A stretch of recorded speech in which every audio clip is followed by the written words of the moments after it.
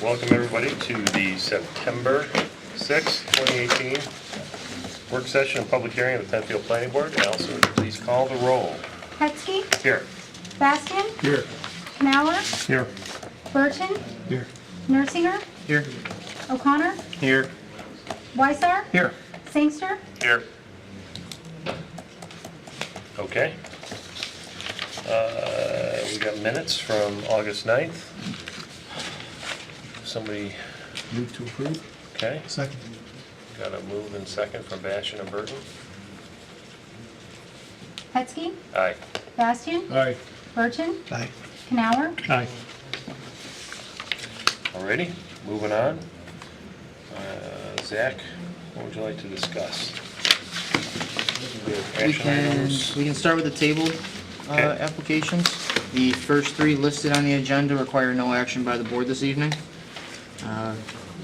Actually, I take that back, I'm sorry. Numbers 1, 2, and 4 do not require any action this evening. We do have no updates to those as of today. For item number 3, the application of Penfield Square, we do have some updates that were recently received by the planning department that was updated in your Google Drive today, and you received a handout at the start of this meeting. Primarily, the key changes that I would cover for that include updated architectural elevations for all the buildings that are proposed, and a revised site plan that has been reduced in the overall project area as the northern portion of it, and we'll highlight it on the screen if you could pull that PDF of the plan up.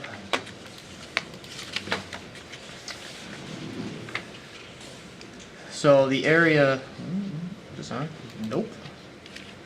The area at the north part of the site that was originally proposed with the project for improvements is no longer part of it. It's not in the purchase offer anymore. It's off the table. So the project as a whole, if you could zoom back out, Doug, has been mainly near the assisted living and the memory care has been shifted to the south, which has also shifted the pedestrian bridge from the independent living to the assisted living further to the south, closer to the public square area. So those are the key changes on the site plan, just in terms of the overall layout and the project area. Other things are still being reviewed with the engineers regarding utilities. So if we could, we can go back to the elevations just for quick review for your update as well as the public. Doug's just showing some of the elevation changes that have taken place. I can highlight a couple of those. One of the commercial buildings out by the road near the intersection of That's by 250. Yep, 250. Southeast corner of the property. Yep, the traffic light near the entrance. That's been heavily revised per the architectural consultant's comments, and it now features a more rural look to it, I'll say. Definitely more glass. It was previously kind of more a box building. There are multiple elevations of that on the last sheet to show all four sides. These are back out. Other updates include different color scheme on the columns here on the independent living building, and what you'll notice is a lot of the white trim that was featured before in these gray areas has been removed and has been updated as more of a gray color to be a little more consistent with that design and offer a little more, I'll call it eye pop to it, if you will. Yeah, those columns, I mean, they did have like white columns proposed there. Correct. Now it's more of a substantial structure, seemingly. It would appear that. If you want clarification, you could ask in the audience. I don't have the answer to that. Is that solid, those gray structural structures? Yeah, so the idea is that those columns before, they were kind of inset and not part of the main facade, so we brought those columns out and made them just a little bit more substantial so that they read as part of that volume. similar to what we're doing at the bridge. If you recall that in our work session with the architectural consultant. So it's all in the same plans, kind of creates one element rather than Are a they- column and a floor Are they mat. open on the sides? It will still be open on the sides. Okay. Okay. And I'm glad you mentioned that. Another elevation that has been updated is the bridge. It's more transparent now, a lot more window. Has been used throughout, and also new treatments here on the main structure there. And lastly, if we scroll down to the assisted living and the other commercial out parcel, those have been revised and reflected the shift to the south that we mentioned earlier. And if you pan over to the commercial building, this bump out was once On the north side. on the north side, has now been shifted here closer to where the main roadway will be. One other update that we received today is that the Road A and Road B were once proposed, or one option was to dedicate those to the town as dedicated roads. Update to that is that the YMCA and the applicant are looking at keeping that a private road at this time, both Road A and Road B. That would require less changes to the curb cuts on the YMCA's parking area, and thus no reduction in their existing parking.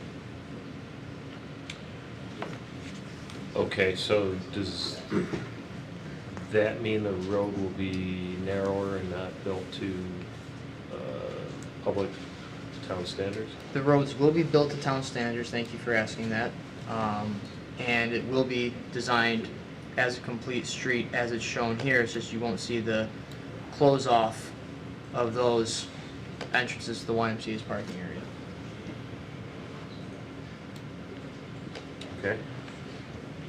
And they would still do the necessary work near the intersection to shim the road up to make that entrance safer in the wintertime.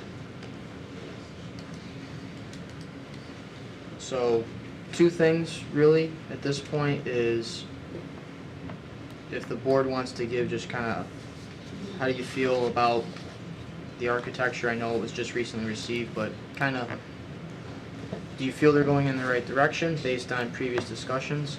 And the other part we can talk about after that is seeker with regards to lead agency. I feel that things are moving in the right direction. I don't know how you guys feel about this. I agree. I like the walkway changes, I think. I mean, we obviously want to have some time to Yeah. review it and let it sink in more. Yeah, I don't want to commit to, oh yeah, this is perfect. Right, but right. I think they're moving in the right direction, but we need time to digest it. So how the building finishes, is it all vinyl? I don't know. Yeah. Jim, what are your initial thoughts? Yeah, I agree with Bill. It's a lot of information to try to absorb in a short amount of time. And when Right. we last left off, we were really going to kind of let Chris Lopez guide whether or not all of his comments and all the other dialogue that we've had with the applicant in between is being addressed appropriately in accordance with the guidelines. So I don't see anything that I think is negative, but I'd withhold judgment until. Sure. Oh, certainly. I didn't expect the board to come out with a, like AJ said, this is perfect. I know there's gonna need some self-time to review everything. Just as we kind of discussed it quickly here, what the general feeling was. Also, Okay. something I didn't mention, there is a revised landscape plan too that you'll have a chance to review leading into next meeting as well. It kind of gives a more definition to the public square and that main green area as well. All right, back to the road. Yes. What are the benefits to the town and benefits to the applicant of making it private? keeping it private versus a dedicated road? By keeping it private, it is less infrastructure for the town to own and maintain. Plowing, yep, that's where I was going next, is privately they're able to maintain the snow better on a more regular basis throughout a heavy snow event, where the town's only able to come in 1, maybe 2 times during those events. So at the initial startup of this development, especially as mixed use gets going, it may actually be beneficial to the district and to the town to see how this plays out, and to hold off on dedication. So we could take dedication down the road, Correct. all right? Correct. To see how this builds out, to see what comes next after it. Again, all the roads would be built to town standard though, so that they could be dedicated. Okay. What's the benefit to them is, The immediate benefit is what I mentioned earlier, is that the YMCA wouldn't have to alter their existing parking, and they've emphasized throughout this project that any loss in parking could hurt their program, because they do have a peak demand in parking throughout the year at different times, and have been known to use all the parking they have today. okay. All right. Is there a safety issue by not, even though the road is still the same, That without closing off the, The safety, it's something we're going to look at in terms of how the crosswalks are signed and kind of marked out on the pavement. Those will still be installed. It might require additional signage. That is something that the town engineer and the applicant is still looking at. All right. Okay.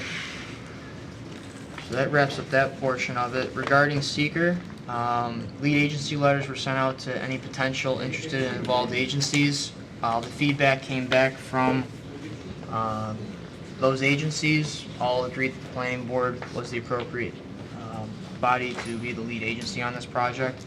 So tonight, now that that 30-day window has closed, we just ask for a vote from the board to accept the lead agency as we continue with the seeker process. Second. Sorry, that was moved by Burton. Burton Bastian. Thank you. Hetzke, Aye. Bastian, Aye. Burton, Aye. Canower, Aye. And we will send out that notice that the board is the lead agency. All right. Thank you. You're welcome. Thanks, guys. So, anything else we need to review on this? No, that Today? concludes tabled matters. For, this, we need to move to table. Continue table. I'll move to continue tabling, Thank you. based upon further review, or ongoing review. Hetzke, Aye. Bastian, Burton, Canower, Aye. Thanks. Okay.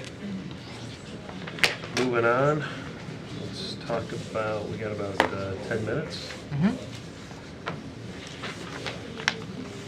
So our action items, McDonald's and Empire. At which point, Mr. Chairman, I will recuse myself. Okay. We still have a quorum, Mhm. so record will show that member Burton is recusing himself from this application. All right. So we have some updates. We do have some updates to your action item regarding the remodel of, excuse me, folks. A little quieter, please. Thank you.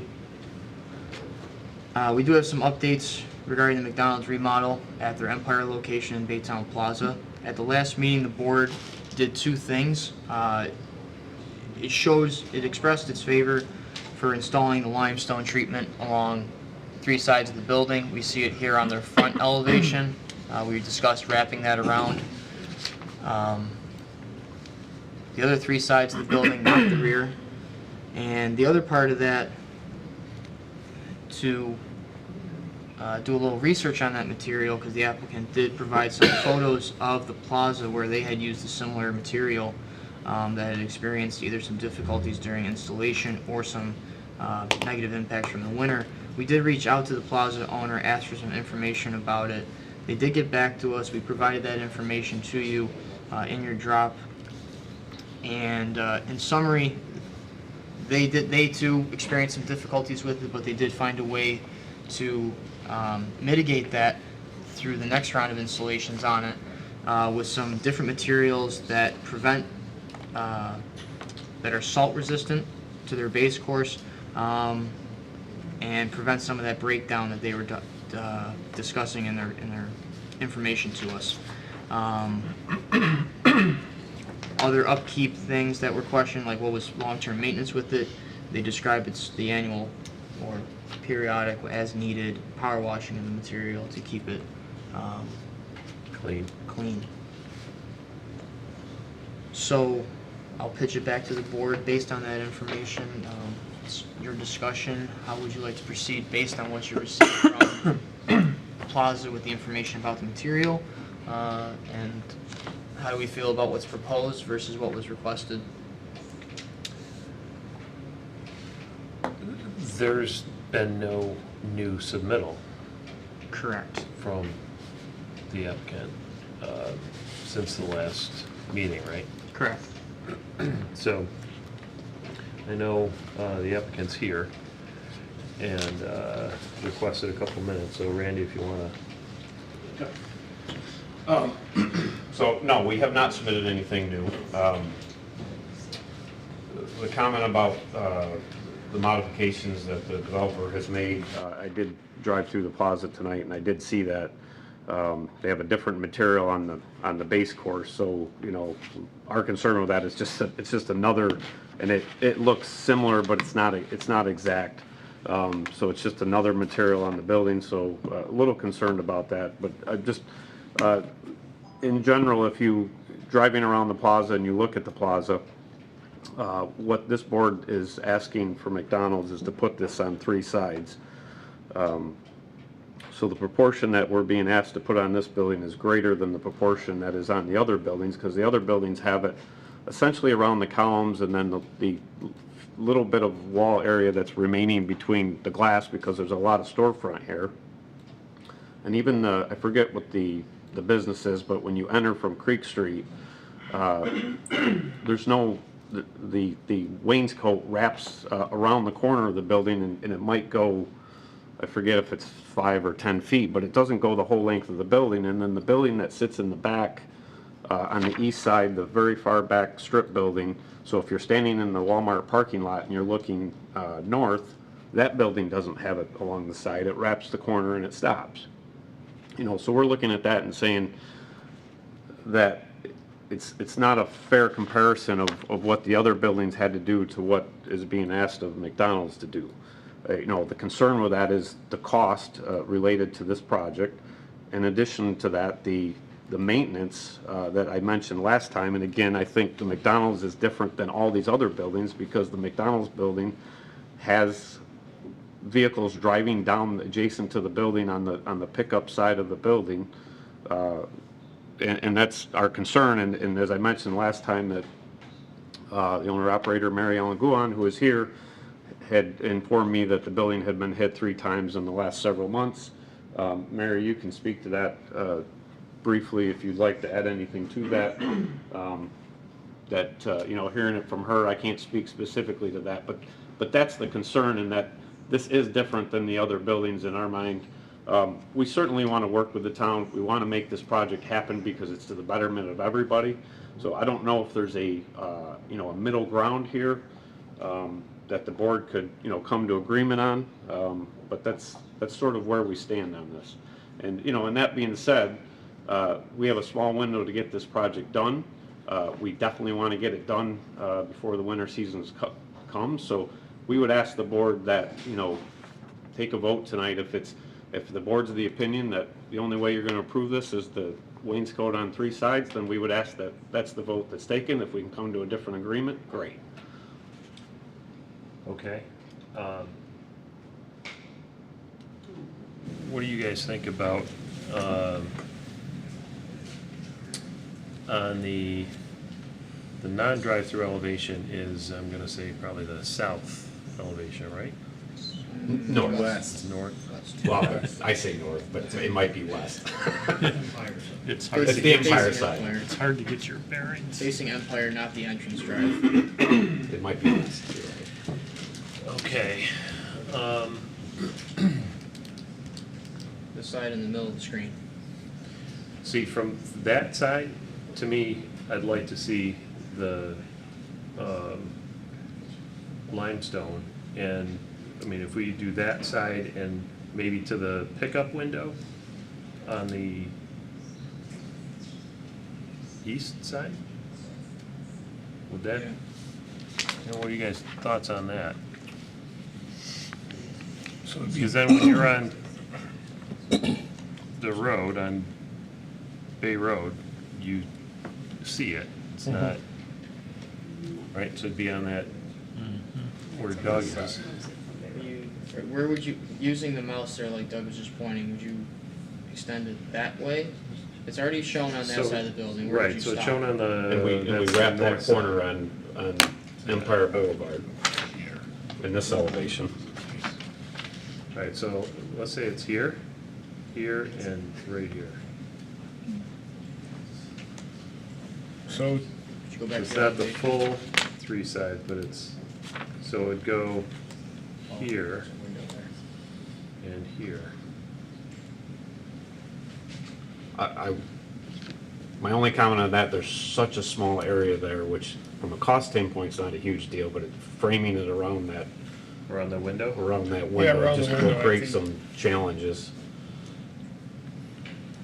Yeah, I'd be happy if that middle elevation, it was done there, and then on the order, the pay and the pickup window, keep that the same. Keep this the same as it Yeah. is here? Yeah, So you're saying just the one side? just the one side. Okay, so this side and this side. Yeah. and what about under the windows, at the bottom elevation, look down? Under? Yeah, under the pickup window they Here? ordered. Well, Yeah, the problem with that is you got a 6-inch curb there. okay, I was just And trying to that's see. the whole concern of the That's not drive-through the side. same, though. Yeah. Okay. No, that's Not- that's painted. Yeah, that would not be Yeah. limestone. Yeah, so the concern is you've got a 6-inch curb Okay. there, you add that veneer to it, we're gonna have Got it. nothing there to Yeah. protect that. I could live with that. Yeah, I like that. I'd rather see the three sides. But, Okay? I mean, it's a very, So very this is visible a building. compromise between the two. Stay on the elevation. All right, you wanna, I'll move to approve.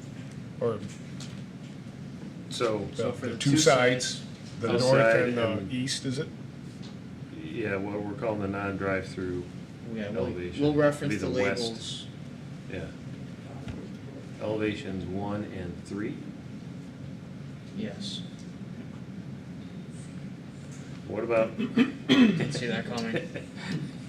this, That's the trash enclosure, I would so I I'd would say ask no to that that would be Yeah, excluded from I that. just wanna clarify that. You don't get Just too be much on the- vehicle traffic there, do you? On the Okay, so we're main, going from the Big main, truck. the main On the- structure here on the and main here. structure, yeah. All right, So I've moved it. okay, you got a second? Yep. As discussed. Hetzke, Aye. Bastian, All right, Canower, Aye. All Give me right, that back before you poke my eye out. I'll find some airplanes. All right, that concludes that. Thank you, Randy. Kidding. I got a freaking TSA coming to get. I'll be waiting for you outside tonight. Yeah, Homeland Security will be pulling up. Welcome back. Okay.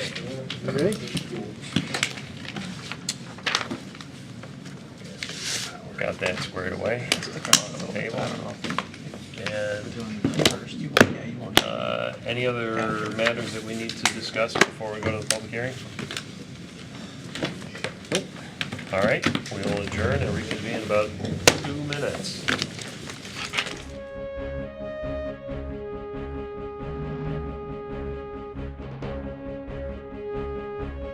Good evening, everyone, and welcome to the Penfield Planning Board meeting for September 6, 2018. We'll begin the meeting with the Pledge of Allegiance. I pledge allegiance to the flag of the United States of America and to the republic for which it stands, one nation, under God, indivisible, with liberty and justice for all. Okay, thank you everyone for coming this evening. Hope everyone had a great Labor Day weekend. We have 2 items on our agenda. We have a preliminary and final application. We also have a sketch plan. The way the process works, the applicant for their project will come up to the podium, present their application to the board. Once they're done presenting their application, board members will ask some questions, and once we're complete with our questioning, we open it up to the audience, so that we'd love to hear your feedback and comments on what's being proposed.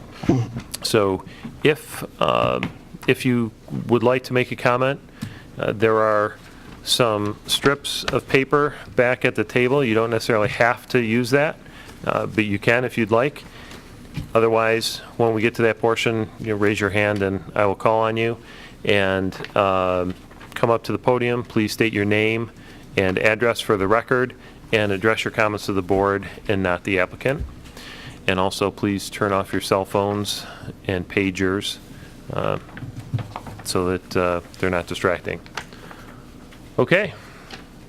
Zachary, please read the first application. Thank you, Mr. Chairman. Application number 1, Passero Associates, 242 West Main Street, Rochester, New York, 14614. On behalf of Penfield Veterinary Hospital, requests under Chapter 250, Article 12-12.2 of the Code of the Town of Penfield for preliminary final site plan approval to allow a building addition with associated site improvements on a 0.81 acre property located at 1672 Penfield Road. The property is now formally owned by New Monroe Real Estate LLC and zoned LB. Application number 18P-0028, SBL number 139.05-1-57. All yours. Good evening, board members. I'm David Cox with Pastoral Associates, the civil engineer for the project, and also with me is Terry Weiland from Penfield Animal Hospital. So they have been, Penfield Animal Hospital has been experiencing some growth, and they also have been looking at better ways to serve their existing clients and their animals that come in. So they're proposing a building addition to help. David, can I interrupt you? Can you grab the handheld? I don't think that One right under you. the folks at home can hear you at the moment. Got a green light, I don't think the mic's working. and then just go right into it. Okay. Do you want me to start Everybody over? hear Or me in you the back? All right. Yeah, start over. start Sorry over? for the technical difficulties. Hey, no problem. I'm David Cox with Pastoral Associates, the civil engineer for the project, and also with me is Terry Weiland from Penfield Animal Hospital. So Penfield Animal Hospital has been experiencing some growth, and they're also interested in how they can better serve their clients and their animals. So what they want to do is do a building addition to add some additional exam rooms, some food prep areas, bathing areas, supply room, things of that nature. Because of that, it bumps up the need for some additional parking spaces, so we're adding 5 additional parking spaces. We're relocating the dumpster area to a better area, and revising the fence in the back where the dogs can go outside. So that pretty much wraps up all the kind of the site aspects of it. We have received town comments. The major ones were they made mention that the proposed fence was 8 foot in the back. We have revised that to 6 feet, so we don't need a variance for that. The eastern entrance width was really wide, so the town engineer wanted us to reduce that. We have reduced that width to the 24 feet. And we have added a drainage easement over the ditch along the western property side. And then there's some other technical minor comments that we addressed, but all in all, we addressed all their comments with no issues at all, and it's a pretty straightforward project, and I can take any questions. Okay. Bob, you want to start off? The hours of operation, is that going to change at all? No. Okay.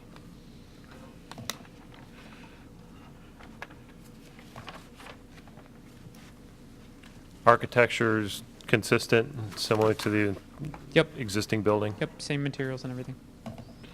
And the generator had to be relocated? Correct. Is that correct? Yep. Okay. I did see one comment for a minor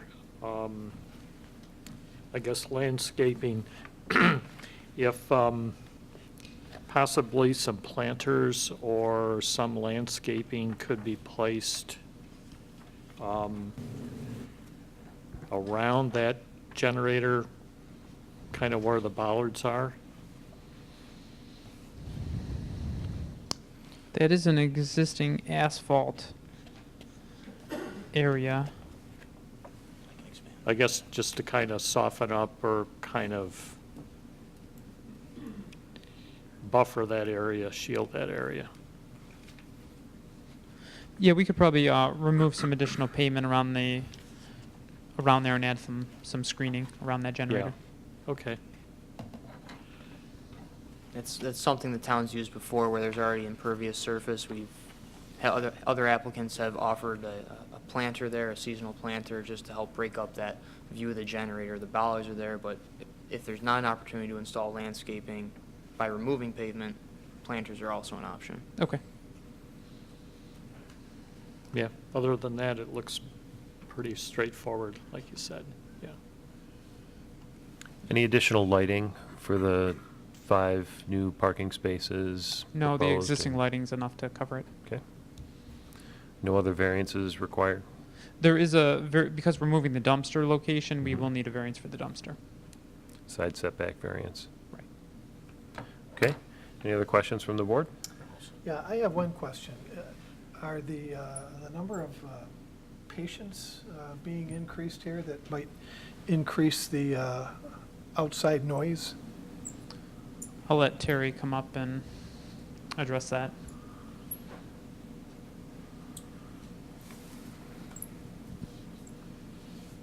We do offer boarding. Boarding has been offered for many, many years, but we are reducing the number of, if you notice on there, there's 5 dog runs that are on the side of the building.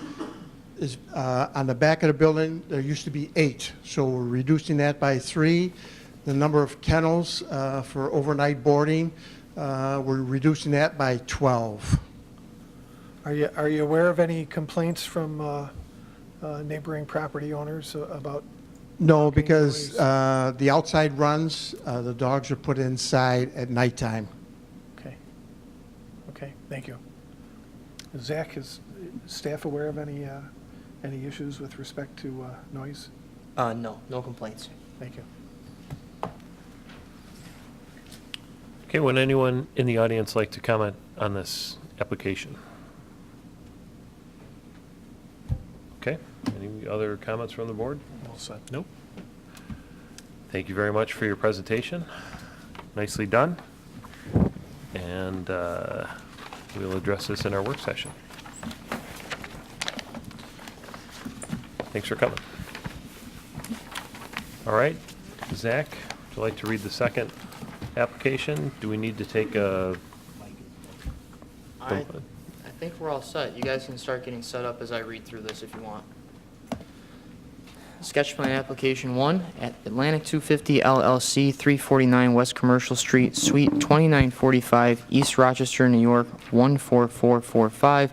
Request an informal discussion before the board with plans for a mixed-use development project with associated site improvements on a total of 97 acres located at 1255 Penfield Center Road, 1600, 1611, 1615, 1643, and 1657 Fairport 9 Mile Point Road, and 3278 Atlantic Avenue. The properties are now or formerly owned by Atlantic 250 LLC and Gary and Stephanie Kraft and zoned MUD.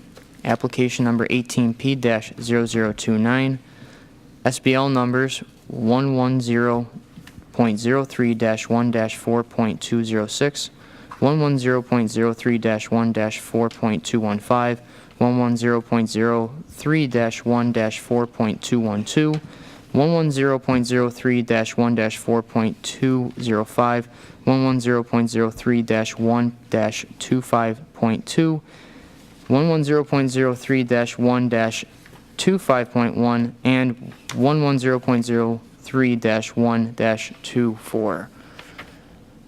I'm done talking. Good evening, Mr. Chairman, members of the board. Ralph D. Tucci. You can actually, I think the other mic is fixed now. Okay, how's this? I believe Any that's- better? Can everybody in the Can back everybody hear me? Great. Thank you.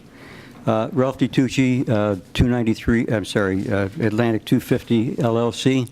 And with me this evening, the rest of our development team is Garth Winterkorn from Costage Engineering, Bill Price from SWBR, David Cruzy from SRF Associates, and David Hanlon, Hanlon Architects, Jim Fahey from James Fahey Design, Tim Poley from Blue Horizons, and Jerry Goldman from Woods Oviatt.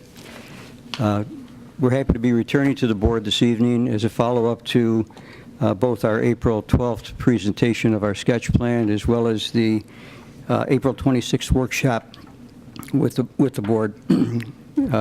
Forgive me, but my voice is coming and going lately.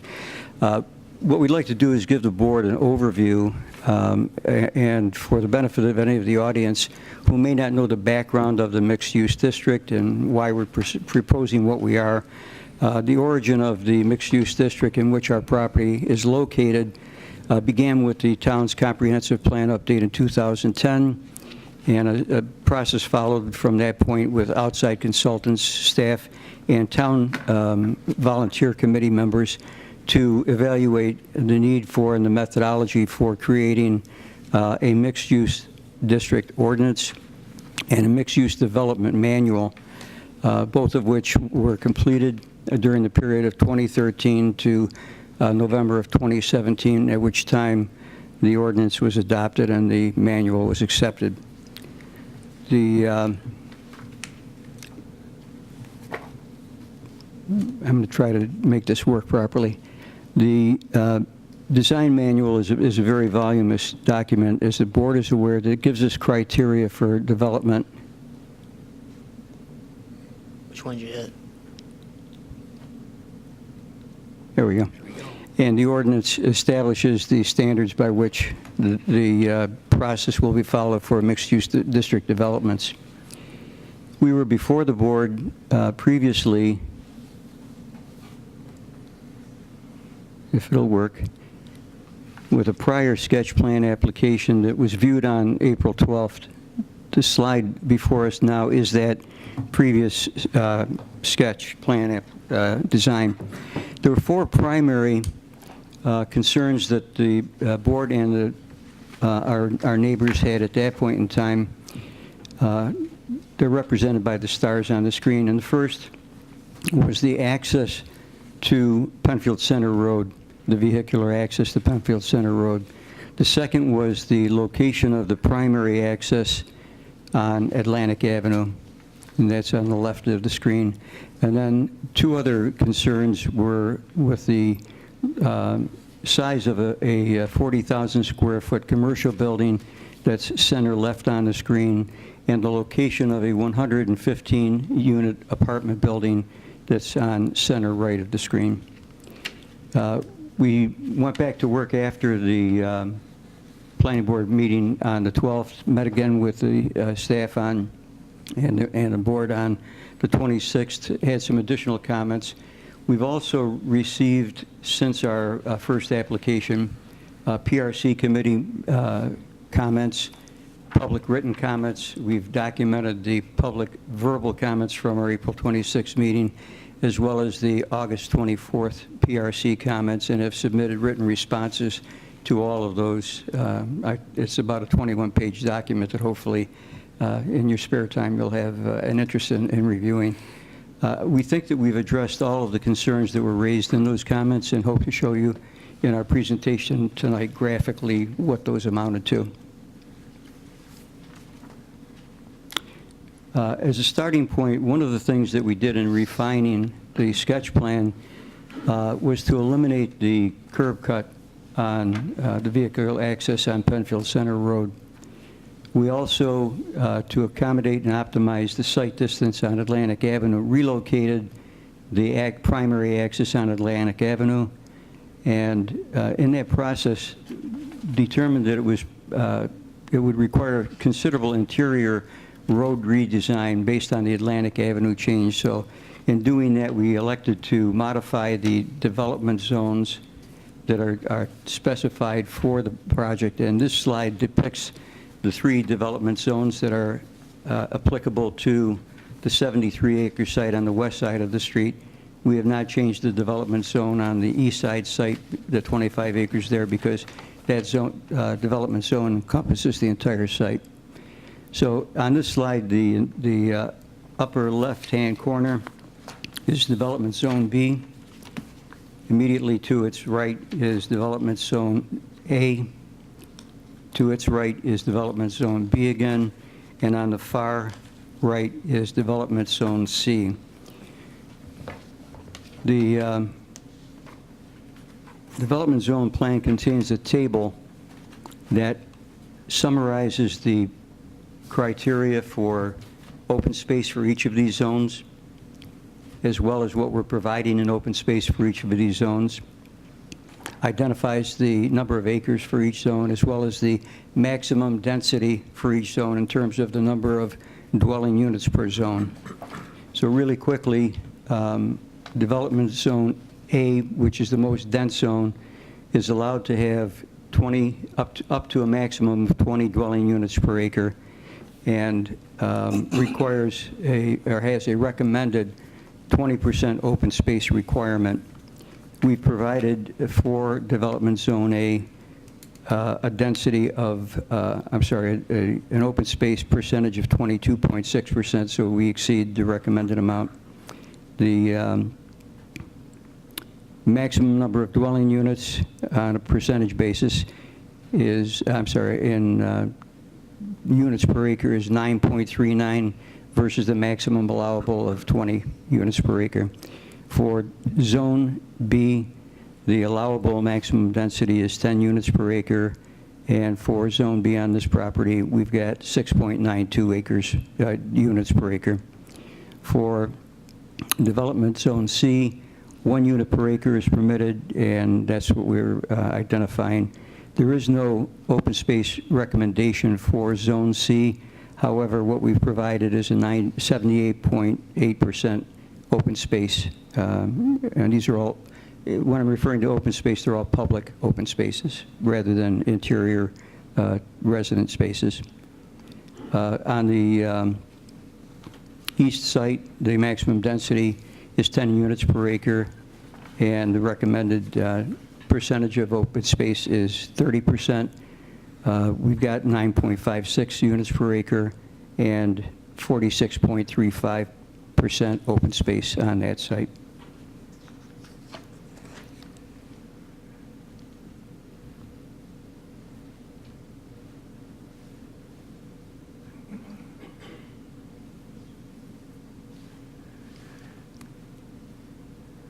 Okay. This slide represents the revised and currently submitted sketch plan. On it, I'm going to hope that the pointer will work. Along Penfield Center Road, we have eliminated the curb cut, so there is no access for vehicles from Penfield Center Road. Instead, what we've done is taken the road system and looped it back on itself.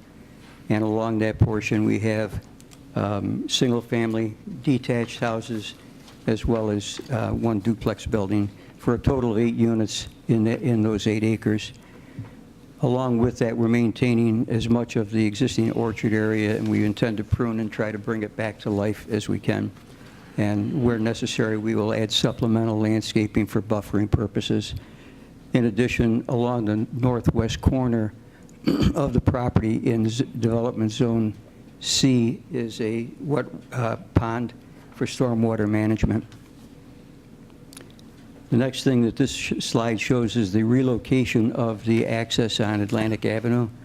We've eliminated the access that previously was adjacent to the vacant lot where the gas station used to be on the corner of Atlantic and 250. We've shifted our primary access roughly to where the existing house at 3278 Atlantic Avenue is located, which is the optimum location for that curb cut based on sight distance in both directions. And our traffic engineer can speak to that as well. We have also added a roadway access on Atlantic Avenue at the southwestern corner of the site. In addition, we've added a Route 250 access, northern access on both the west side and the east side. All four of the roadway accesses along 250 align with one another from site to site. And our traffic engineer can refer to it. We've met preliminarily with New York State Department of Transportation, and David can talk to our traffic study.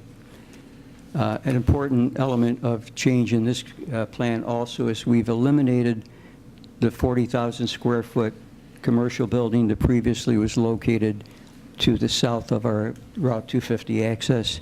We've also eliminated the 3 commercial buildings that were between Atlantic Avenue and the 40,000 square foot building. Each of those buildings was approximately 18,000 square feet.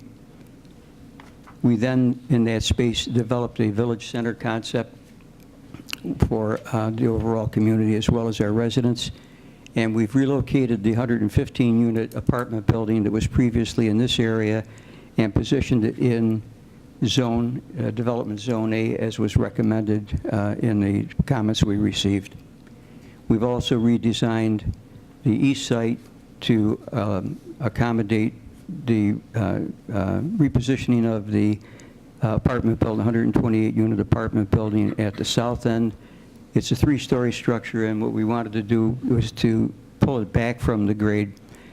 Along 250, this site has a 12% declining grade downward to the east. So by sliding the building back, we're actually looking down on the 3-story, so it doesn't appear as tall as it would if it were right up at the road height. And we've also redistributed the balance of the units in this concept. We reduced the number of units on site, on the eastern site, from 250 to 240.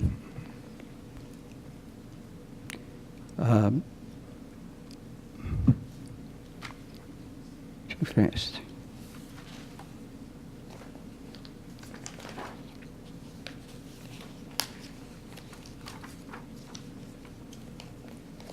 This next slide represents the public open space for each of the development zones that I referred to earlier. And graphically, as I said, Zone A, which is this one, has a dense open space percentage of 22.6, where 20 is required. And in combination, Zones B, which are these two pieces, has a total of 53.8% open space. This one central area of open recreational space is roughly 8 acres. It previously was 5 acres. What we've done is we've compressed the development zone C to be able to take additional acreage for open space in this area, still maintaining the buffer along Penfield Center Road that we previously had. The open space then on the east site is 30%. I'm sorry, is required to be 30%. We're 46% there.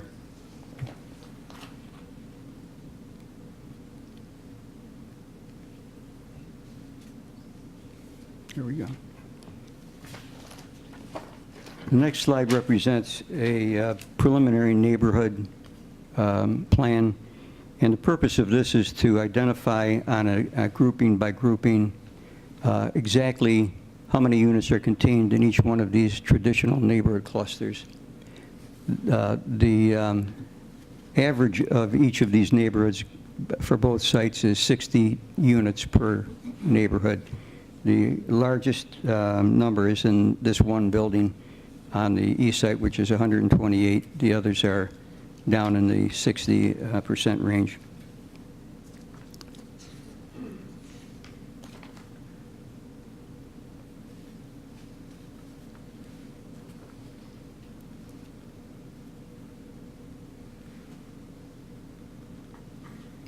Doesn't always want to work.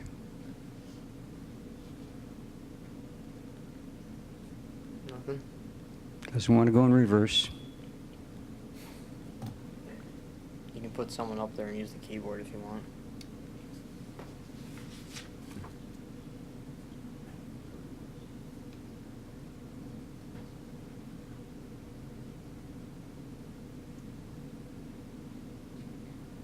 Sorry about that. backtracking, this slide shows, and I'm sorry that it's showing up so poorly with the lights on the screen, but this drawing shows the building types that we have throughout both of the sites.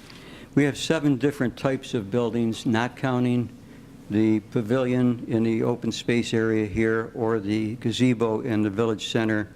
Those 7 types are comprised of single-family detached units, both ranch and 2-story, duplex units, both ranch and 2-story, some of which are a combination of 1 and 2-story, triplex townhouses, which have ranch units on each end and a 2-story in the center. You'll see these in the architecturals as we go. I'm just trying to give you an overview. The 4-plex units have a ranch unit on each end and 2 2-story units in the center. And our goal is to try to have a variety of height and scale to all of the buildings so that it comes as close to a conventional neighborhood in terms of its architecture as possible. All of the heights on the buildings proposed are at or under the allowable maximum height permitted by the development manual. The only 3-story buildings that we have on the site are the apartment buildings, of which there are a total of 8 buildings, and the mixed-use vertical buildings in the center at the village center are a combination of 2-story and 3-story. We want to give it a fairly authentic historical feel in terms of scale.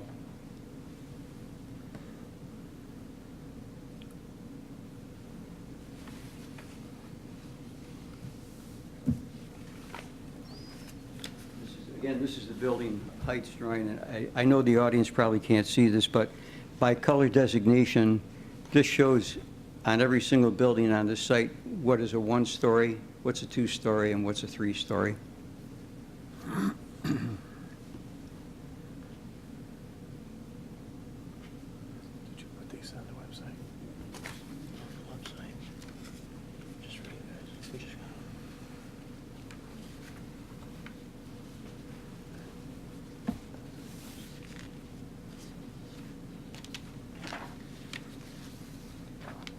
This next slide is a preliminary phasing plan, and the basis for this project, I should say, is we had a market study done in 2010, updated in 2015, and again updated in June of this year. And that determined the mix, the number of units that are in demand in the marketplace for this particular property. And the preliminary phasing plan basically follows the demand for the types of units as well as the construction sequencing. So what we have, and again, I apologize, it's hard to read, but what we have in this slide is phase 1 basically is this area with the exclusion, for the audience, I'm trying to clarify this, with the exclusion of this area, which is the village center, and this area, which is the 115-unit apartment building. So phase 1 will have a total of 188 units, and it'll comprise 39.69 acres for a density of 4.74 units per acre. In addition to that, in phase 1, we'll be constructing 2 of the vertical mixed-use commercial buildings at the village center. In total, there'll be 7,840 square feet. There will be commercial uses on the ground floor and residential uses on the second floor. Along with that, phase 1 will include the community building, this roadway, the tennis courts, this open space, and the pavilion. So it'll go down this line basically, so pretty much within that limitation. Phase 2 would be the 115-unit apartment building. Phase 3 would be the northern portion of the property and up to the Penfield Center Road buffer. Phase 3 would have 173 units on 26.46 acres for a density of 6.54 units per acre. Phase 2 and 3 will not have any commercial or vertical mixed use. Phase 4 is what we're calling the village center. In total, it has 13 buildings, and on the ground floor, a total of 30,128 square feet. Each of these buildings in the village center ranges on the ground floor from roughly 1,600 to 4,000 square feet. So based on that square footage, each of them will be limited to probably 1 to 3 tenants per building with residential above. And the residential above, on the 2-story buildings, the residential above will be an apartment or apartments, and most apartments per building will be 3. And then on the 3-story, we'll have ground floor commercial, and then on the upper floor, we'll have a 2-story townhouse. So that gets us to the 3-story overall height. Again, all within the maximum heights allowed under the development zone and the ordinance. Similarly, on the east site, we have really 2 phases. We'll be doing the development of Phase 5, which includes all of the buildings other than the 128-unit apartment building. We anticipate, based on the absorption rate shown in our market study, that we will build out the entire west site in roughly a 4-year period. It may go to 5 years. It depends on the seasonality, the weather conditions, in terms of how fast construction advances, but the absorption rate is concluded to be between 14 and 16 units per month on both of the sites, and could be up to 30, again, depending on the specific product. Some of the unit types will move more quickly than others, obviously, so that affects the absorption rate. So again, in overall terms, the dwelling unit per acre average on the west side is 6.92, and on the east side is 9.56.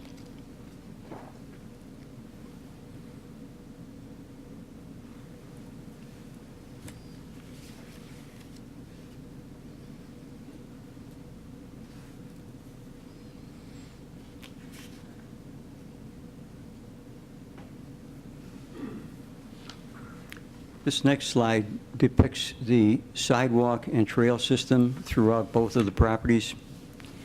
And to put it in context, the property in its length from Atlantic Avenue to Penfield Center Road is roughly 1/2 linear mile.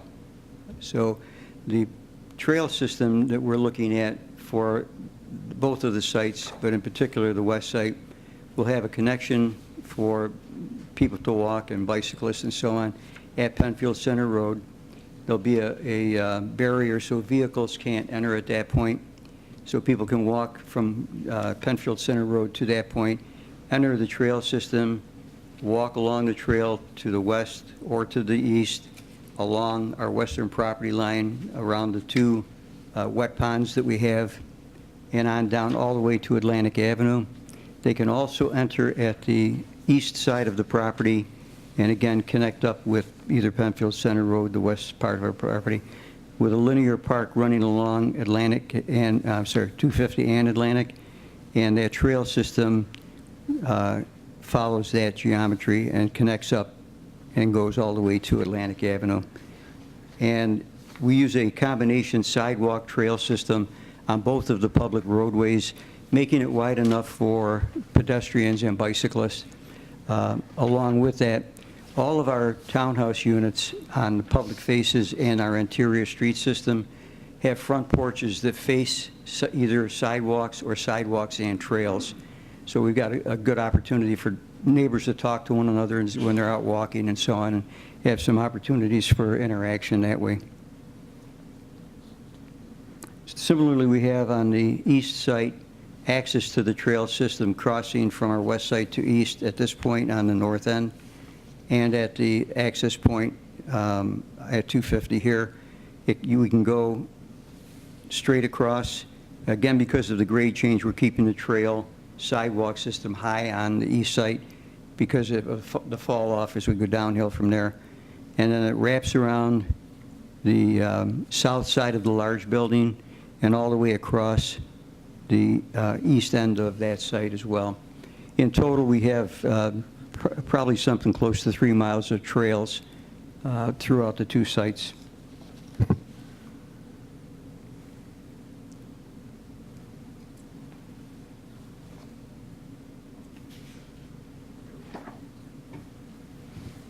This slide depicts the utility and grading sketch plan, and with that, I'm going to turn it over to Garth Winterkorn from Costage to give you a little bit of an overview on the engineering aspects.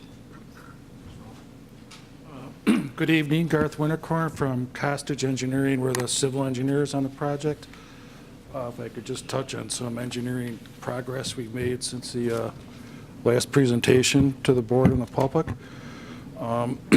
The owner, Ralph, commissioned a geotechnical firm to go out and do test pits and borings on both sides of the road. I think the total number of them was well over 100, I believe. So that information was very helpful to us in order to look at some conceptual grades that work with the layout. It gave us, for instance, topsoil thicknesses, which we wouldn't use for fill in roads or parking areas or driveways, that kind of thing. And just as importantly, it gave us the depth to the bedrock throughout the site.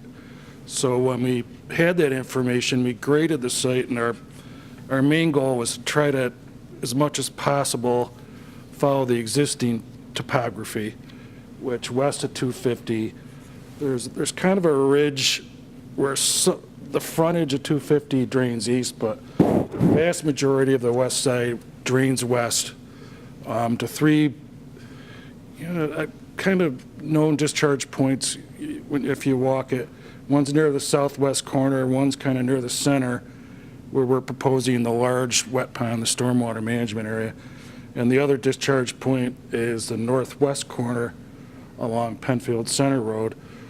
And to the east side, obviously, there's quite a grade drop from the 250 just straight east. Eventually, everything from there goes to a commission ditch. So we graded both sides, keeping in mind we're trying to minimize cuts and fills, utilizing the existing topography. And we were able to balance the earthwork for both sides of the street independently from one another. So that's going to help in the phasing of the development and the gradual build out of the different phases. We also were able to set all the building elevations for the apartment townhomes, all the buildings that you're looking at, in an elevation that the shallow spread footers will either be at or above any rock elevations. And we also feel that the utilities, namely the gravity portions of the utilities, the storm sewers, the sanitary sewers, with the grades we're proposing, will also, for the most part, be out of the rock. So what we're looking at now, we're kind of happy that we're seeing none or minimal blasting required from an engineering standpoint to do the earthwork and the utility infrastructure. So again, when we were looking next, it kind of leads to the stormwater. I'll start on the west side. The three discharge points along the west property line, we put ponds at the center one. That's where the vast majority of that west property drains to. Then it goes back into the woods. There's a decent area that drains to the northwest corner. And we were walking that property line. The property just north of it is a residential home with a very large yard, grass yard they maintain fairly well. And it's not really conducive, for instance, for a typical pond. You have a discharge structure and you'll have one pipe, that controls the water out of the pond, which we call a point discharge. Because right now the length of the property, it kind of sheet drains across that. And it doesn't even hit a defined ditch on the neighbor's property till you're well north into the property, and then there's a cutoff ditch that picks up all that water and sends it to the west into the woods. So what we're proposing is to combine, connect the two ponds with a storm sewer. The pond to the north will be slightly higher than the one in the middle, and again, that's where the majority of the water is going today. And control structure that would, let the majority of the water out at that point, and again, not so much in just a 30-inch storm sewer, for example, pointing right at the gun clump's property, but we're looking at designing kind of a level spreader type pipe with numerous holes in it. So it's kind of mimicking the sheet flow that's occurring under existing conditions. And we sized the ponds, and we did the routings for developed conditions, and we think we're going to get we don't have the exact numbers until we really lock in the site plans and the details of the amount of pavement and everything we're going to have. But we're going to get a pretty good percentage reduction in the peak flow rates below existing condition with the way these ponds are sized and shown on the drawings. Two other things that we looked at. One was a water distribution system for the area. The Monroe County Water Authority owns and maintains water mains along Atlantic Avenue, 250, and Penfield Center Road. If we're talking about the west part of this project, all those water mains are on our side of the street, which worked out kind of well. And when we were looking at servicing, the entire project, Ralph alluded to a phasing plan. And as the engineer, I looked at the phasing plan as possibly in the future, each phase would become its own lot. And there's reasons for that. There's financing reasons and so on. And then the Water Authority regulations only allow one private water service to one private lot. So we had some meetings with town staff, and we were proposing. You may want to grab the mic.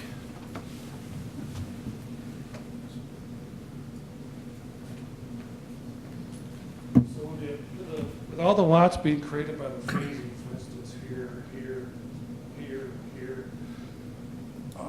this being a large phase on its own, we were proposing, and I've spoken to the town staff about this, is that the main entrances off of 250 and Atlantic here and here's where the road would fall, would be a dedicated road to the town.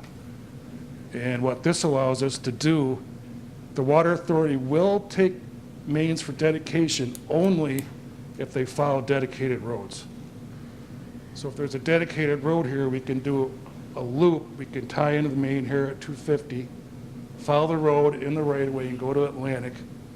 So we have a dedicated main, and then all these phases, which could be lots, we just, feed each phase or each lot with its own private service. We're in conformance with the Water Authority regulations by doing that. A lot of the other areas have frontages on the road, so these are a little easier. We just tie into the road and feed the remainder of the lots or the project. The last thing we looked at was sanitary sewer. Again, for the most part, we looked at it as a gravity system. So the sewers, they pretty much have to follow the topography, the existing topography of the site, which generated how we graded the site. So the east side, for example, the topography goes from, to the east. So all the sewers would drain down to the low point where the east, where we put a private pump station up and pump all the effluent back up to 250. And again, with a dedicated road, this part, the other side of the dedicated road, we would put in a dedicated town sanitary sewer, because the DEC, also at state law, again, when you start subdividing or looking at phases, two private lots cannot share a private sanitary sewer. So with a dedicated sewer, for each phase or each lot, we simply stub one private sewer and feed them all. And then the dedicated sewer, again, would follow the topography and go down to the low point of the west site, which is located, obviously, right where our pond is located, where we would have a pump station that would pump through a force main south to Atlantic, and then west down Atlantic, where we could tie into the existing town sanitary sources. That's it in a nutshell. I can answer any questions, obviously.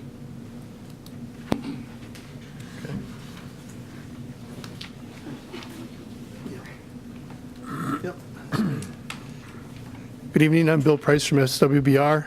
I'm the project landscape architect. Let me see if we can move this forward. I guess before we do, I just want to kind of remind you of what Ralph went over as far as the open space in the project. We have the linear park along 250 and along Atlantic. We have the 8-acre open space in the western central portion of the site, as well as the open space along Penfield Center Road. And then in our village center, we have some public open spaces in here. These are they'll be the dedicated public spaces, but we also have a lot of green space and open space within each of the neighborhoods. Okay.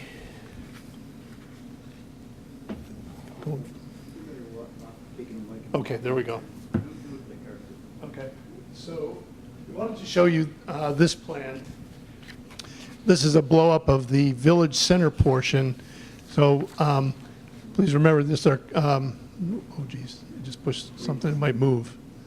Okay, this is the community center. The major open space is over here. This is the Main Street section coming in from Atlantic into the site. This is our 250 access. So these buildings in here kind of constitute that mixed-use district, giving you the ground floor commercial or office space. We have this Main Street character in here. We'll have some SketchUp models to show you. But in here is where we have on-street parking. We're looking at a tree lawn, which is a paved or brick or some type of a paver right behind the curb, adjacent to the on-street parking, which is parallel. In that band is the trees and light poles, benches, site furniture. So we have this corridor that's very walkable. But I'd also like to point out that these smaller buildings have created some very interesting spaces where we're not just having a sidewalk to a door, but each of them have kind of outdoor garden spaces, patio spaces. If it's, if it is a restaurant, that can be outdoor seating. If it's a doctor's office or a daycare center, again, there's outdoor spaces everywhere within this complex. So we would walk in between the buildings, underneath a bridge, or an open space in here, another bridge here. We get to the main center of the village center here, and this has about a 7,000 square foot plaza space. The plaza space has got a gazebo or band shell for performances. Throughout the year, this would be a fairly highly programmed space where events are happening. We've laid it out so that the plaza space could be ringed with tents if you have an art display or art festival or farmer's market. Those could all be laid out within that plaza space. On the two ends of the main plaza, we have room for a bocce court, and on the other side is horseshoes. Those could also be other types of games that could be laid out, court games that could be laid out. And again, on this east side over here, again, all of these spaces, there's patios and plaza spaces both between the buildings and outside the entrance areas of each of the buildings.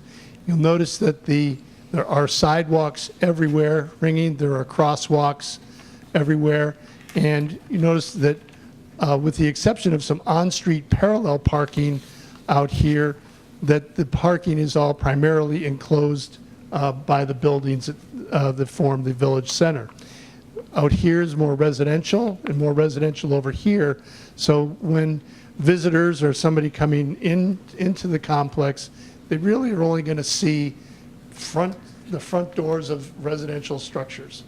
So the parking, again, is off of alleyways behind. The parking for the community center is going to be back in here in the back side. So the idea for the streetscape is to have some on-street parking, but it's parallel parking. We're not putting the bulk of parking in the front, which, were just major lots. So these are just small on-street parking to give you that kind of village character. I don't know if there's any questions about that. I'd like to show you some SketchUp models of this. So in the last slide, you noticed we had the Main Street character. This is looking kind of toward the community center, which is this building at the end. And Ralph had talked about the 2- and 3-story buildings that are going to be in the mixed-use district. So you get some of the character here. We talked about the on-street parallel parking, the tree lawn portion with pavers, light poles, trees, plantings, benches. The sidewalk here is drawn to the 8-foot width that is desired. And then there are public spaces between the sidewalk and the individual buildings. Excuse me, Bill? Yeah. Would you say that all of the site features and the vegetation and so forth, you hear me now? Yes. Would you say that these features are representative of your intent of the finished design? Very much so. Okay. Yeah. So it's not just a rendering that depicts something that you're considering, that the design team is considering at this point? Correct. No, these we've actually laid all this out. Okay. So the drawings that you've been seeing up to this point were kind of the 100 scale overall plans of the project, but the SketchUp models and the renderings that we developed for the village center were all enlarged to 20 scale, and we were able to get in and start to really define what areas are where and how much space to devote to each thing. Okay, thank you.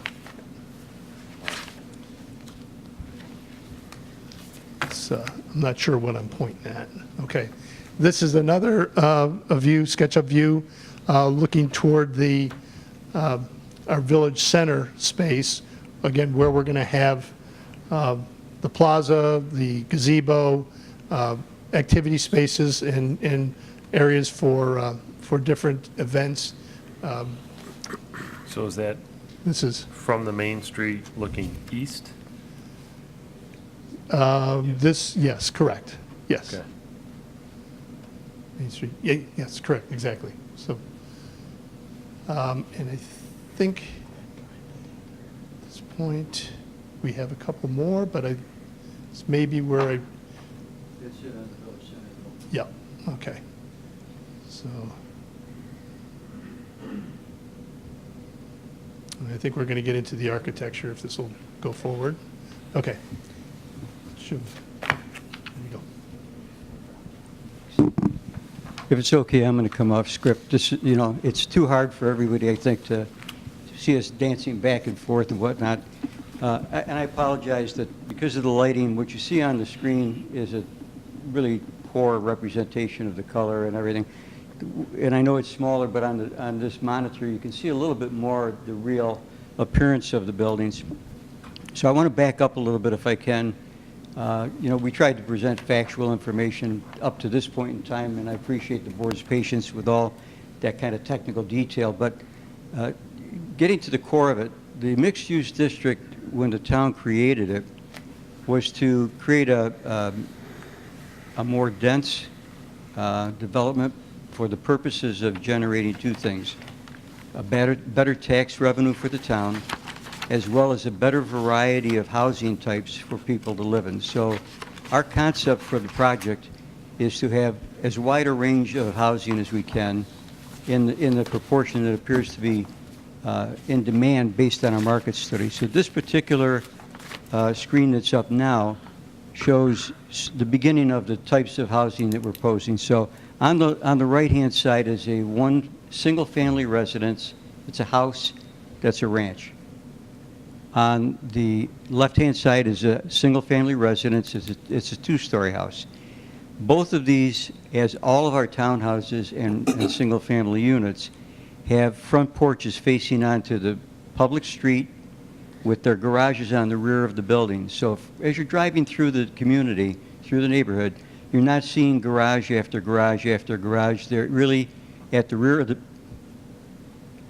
the building, in what are fed by what are called alleys. They're narrower driveways that just get you to that point.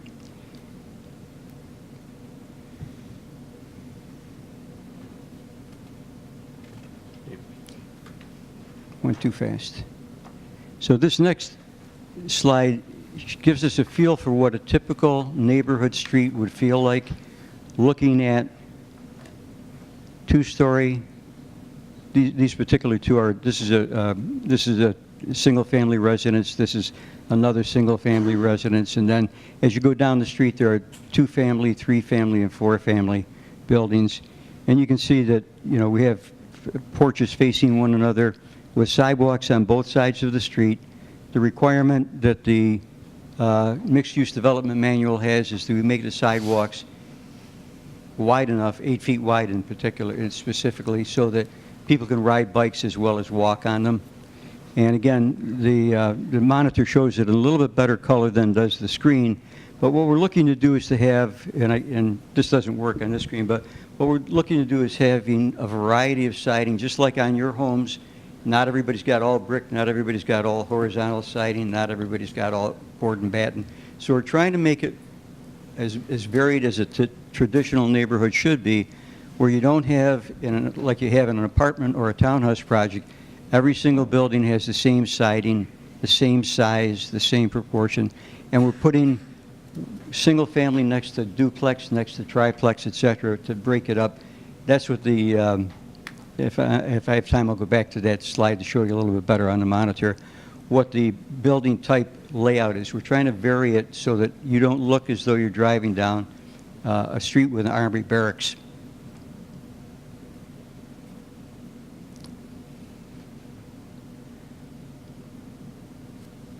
Okay.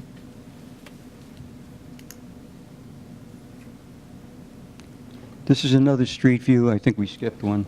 This is another residential neighborhood street view.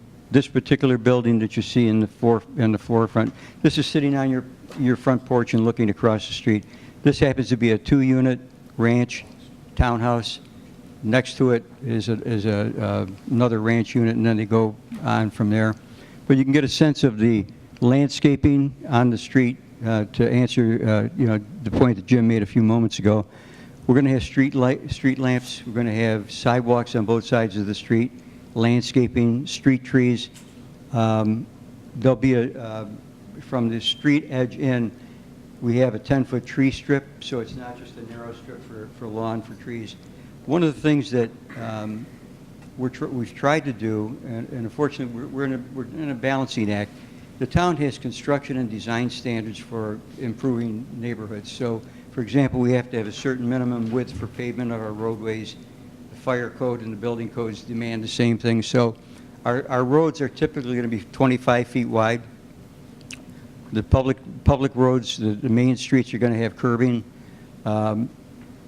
It'll be like a conventional neighborhood you would expect to look.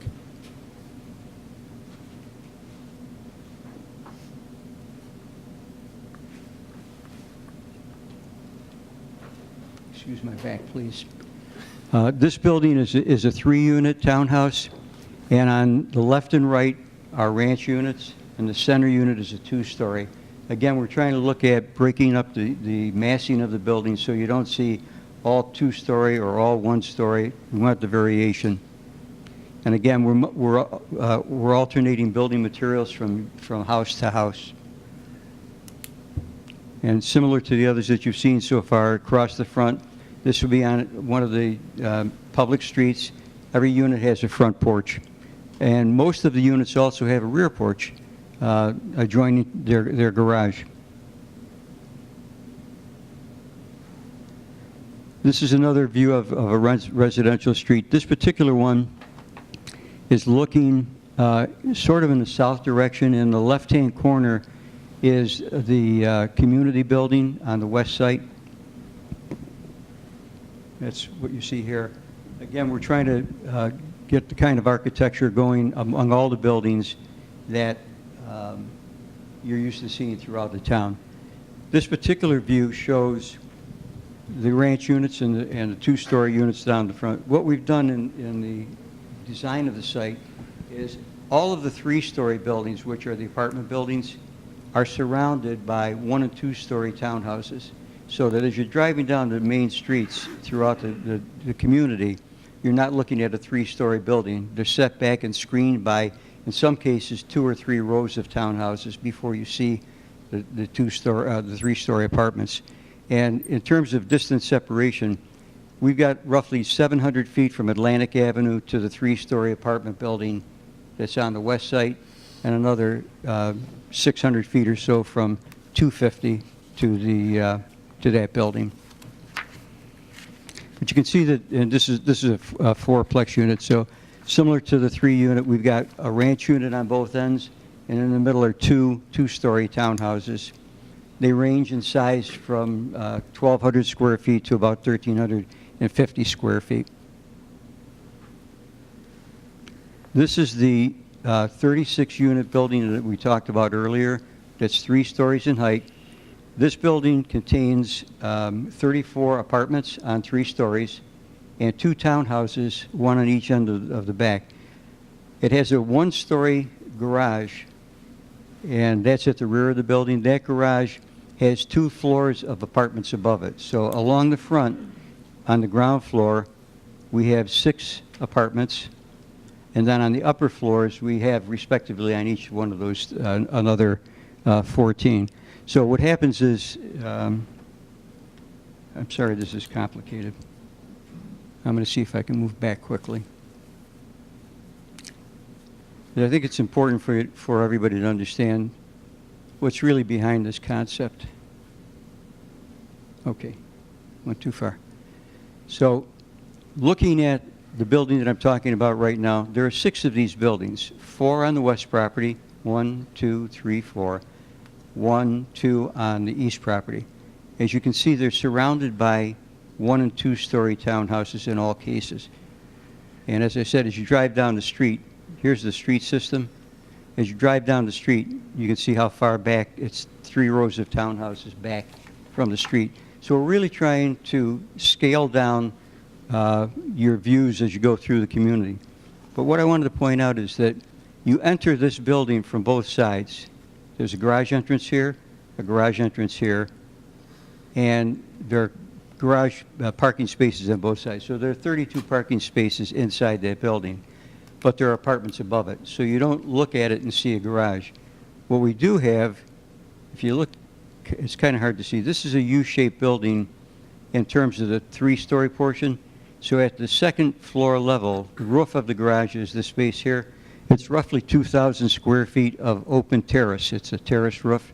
So the people who have apartments facing onto that terrace can walk out and share that. In addition, we have a lounge in each one of these buildings on the 2nd floor, so people can have their own community space in their own building, in addition to the community buildings that we have on both sites. The people who have apartments facing on that terrace on the 3rd floor have balconies to overlook it as well. So we'll have planters and treat that virtually as a green space, as a green roof.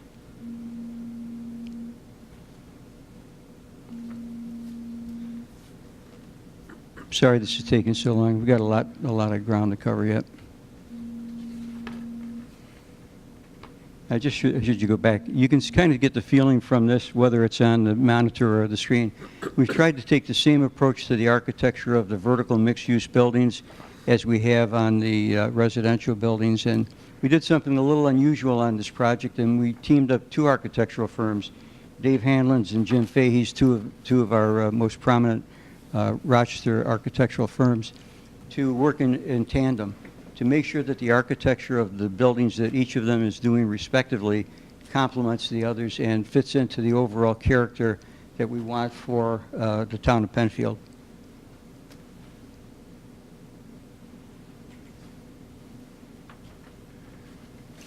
Okay, so with that, I'm going to get technical again and let David Cruz from SRF talk a little bit about traffic, because the other main topic that we talked about at our April 26th public hearing, which was of critical importance to, I think, all of the audience as well as to the board, was the impact of our development on traffic in this area.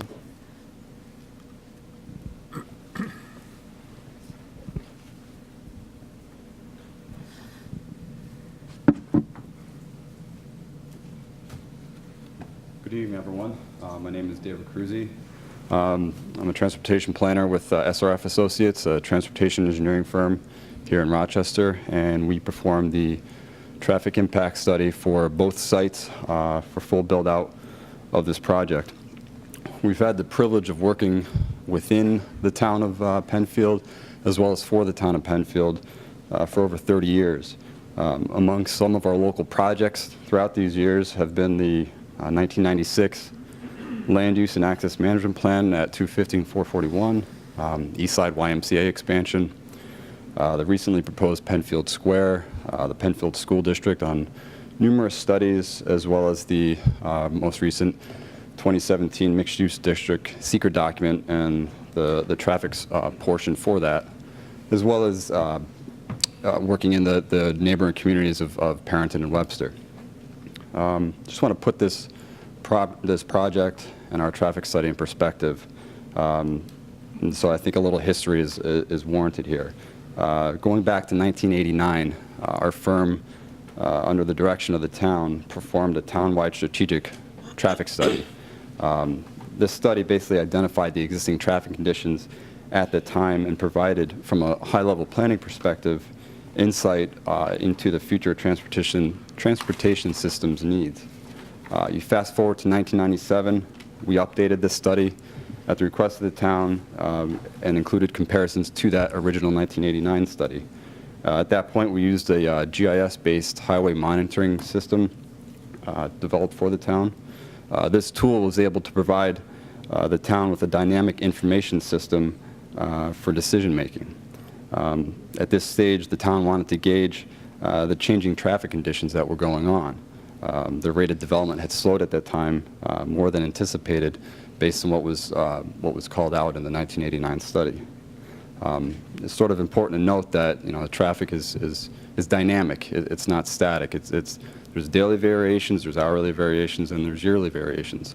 And when you expand it out, there's of course yearly variations, and you get even further out into decades. Excuse me, decades that I'll get into with this graph up here. The highway monitoring system tool is a component of the overall transportation system planning process. I'm going to take a paragraph and read a paragraph word for word from that 1997 study that defined the purpose of using this tool.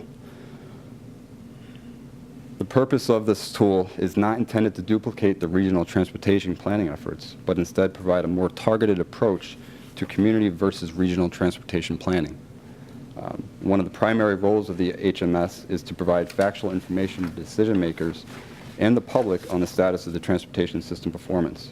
This information can be used to help identify and evaluate the relative effectiveness of future implemented land use and congestion management strategies on a local level. Essentially, this is saying we want to monitor traffic, we want to take a measured approach, and we want to see how the system is operating to responses to externalities. Looking at that 1997 study, the actual traffic volumes at that time were generally consistent with that 1989 study, with exceptions based on that decline of that rate of growth declination.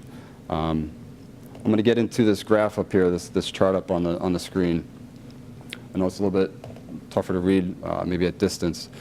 The blue bars that you see here are actual traffic volumes.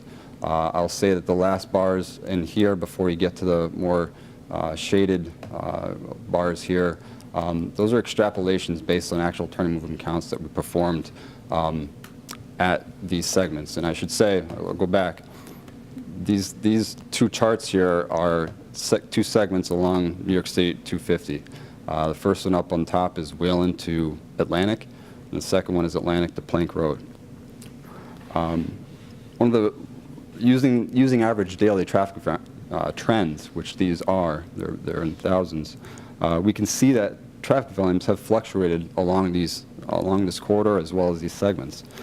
For example, along New York State Route 250, we can see, I'll go back. So the first bar here is the 1989 study.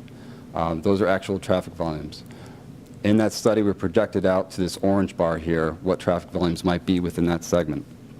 The top one currently at that stage was 12,000 vehicles. We projected 16,000. In that 1997 update, we were at 13,000 vehicles per day. In 1989, between Atlantic and Plank, we were at 10,000 vehicles per day. Projecting out to 1999, we projected 12,000 vehicles. In 1997, actual volumes were at 11,000. So you could see how volumes do incrementally increase. However, we also realized in that 97 study that perhaps projections were too high.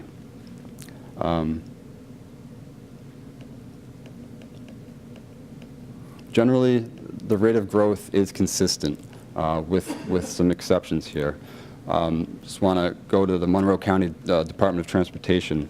They develop a memo periodically to, they recommend growth rates based on studies that they've done throughout the county along their roadway system. And this is actually based on actual ADTs. 3 of these memos have been issued since between 2010 and 2018. I'll just go through, just summarize quickly what they have. In 2010, for example, data was taken between 2000 and 2009, and for the town of Penfield, they showed an actual declination in volume of 1.1% per year. At that time, based on certain variables, they would recommend for traffic studies to use a 1% per year growth rate. In 2013, data taken between 2001 and 2012 showed a 0.4% decrease per year in traffic. At that stage, they recommended a 1.5% increase in traffic per year. Most recently, in 2018, they took data between 2010 and 2017 that showed a 0.3% decrease in traffic per year. So these are actual traffic trends that were going on within the town. At this stage, they've now backed off their recommended growth rate for traffic and traffic studies to a 0.5% growth rate. These traffic trends are likely affected by such variables such as the manufacturing sector, Xerox closing, that had a big impact on the transportation system here. The age of the population, that affects travel, transportation, varying gas prices. As we've seen, gas prices got high, travel went down. 2009, we saw dips in travel demand. Now that gas prices have gone down, travel is up a little bit. There's other socioeconomic factors. Our study used a 0.5% growth rate for the study horizon. Our study horizon covered that 6-year time period that Ralph mentioned. And just point out, we did our own growth rate projections.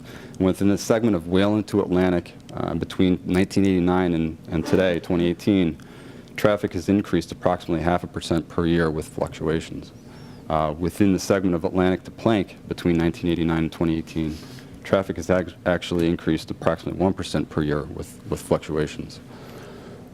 I just want to go back to this chart here, though, and show that based on some of these actual volumes and also the projections, that traffic has remained relatively steady if you do go back to that 1989.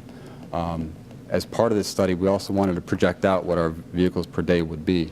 And that's what you're seeing in these latter 3 bars. These are at snapshots at 2020, 2022, and 2024.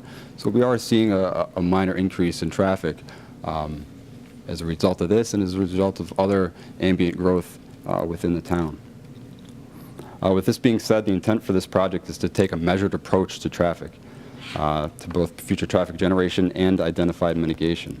Our experience working with local transportation agencies such as New York State DOT and Monroe County DOT has generally been to favor identifying appropriate mitigation respective of the potential traffic impacts, while also taking a wait-and-see approach to determine if and when that identified mitigation is justified or even appropriate at that time. This is important as it relates to past traffic projections compared to actual conditions with what I've shown. This allows us to identify and implement the most appropriate mitigation for a particular intersection or roadway segment. Because we recognize the importance that traffic mitigation has on the public, as well as the monitoring plans that should be in place to identify when those treatments should be installed. Again, traffic is dynamic, and it's not static. It's shown with the effect of Xerox. For example, if we look at our peak hour volumes that we took as part of this project, directional traffic at the time, if you look back a few years, generally favored going north in the morning. This is when Xerox was in operation, and south in the evening. You look at our volumes today, peak hour volumes have actually switched entirely. Today, traffic patterns favor going south in the morning and north in the evening. Our traffic study was developed under strict guidelines set by the New York State DOT, which has a very high level of scrutiny. It's important to say that the project's study scope was approved by the town and the New York State DOT. All traffic data for the project are current. They were collected under typical operating conditions. The study intersections were observed during the peak periods to ensure that our traffic models most closely match the actual operating conditions that we see out there today. We actually had a meeting with the DOT to go over this project, go over the latest sketch plan, tell them why we were choosing. We wanted to really go over to them why we changed the access points. That was based on our site distance evaluation along 250 and Atlantic. Based on that, the proposed access points are in the safest and most optimal locations. Next, the trip generation estimates used for this project are based on nationally and locally accepted material based on an extensive database published by the Institute of Transportation Engineers. Local trip generation data was used where available and when appropriate. The trip generation estimates are then distributed along the highway system based on factors such as employment centers, commercial centers, proposed driveway locations, the internal roadway layout, and the existing highway traffic conditions and controls. Getting into the meat of it and the end result of our study, we recommended a traffic mitigation plan to be implemented. Periodic snapshots of actual traffic conditions at the proposed site driveways and the noted intersections that I'll get into are recommended as part of this monitoring and mitigation plan to determine if and when the identified improvements are justified. Right off the bat,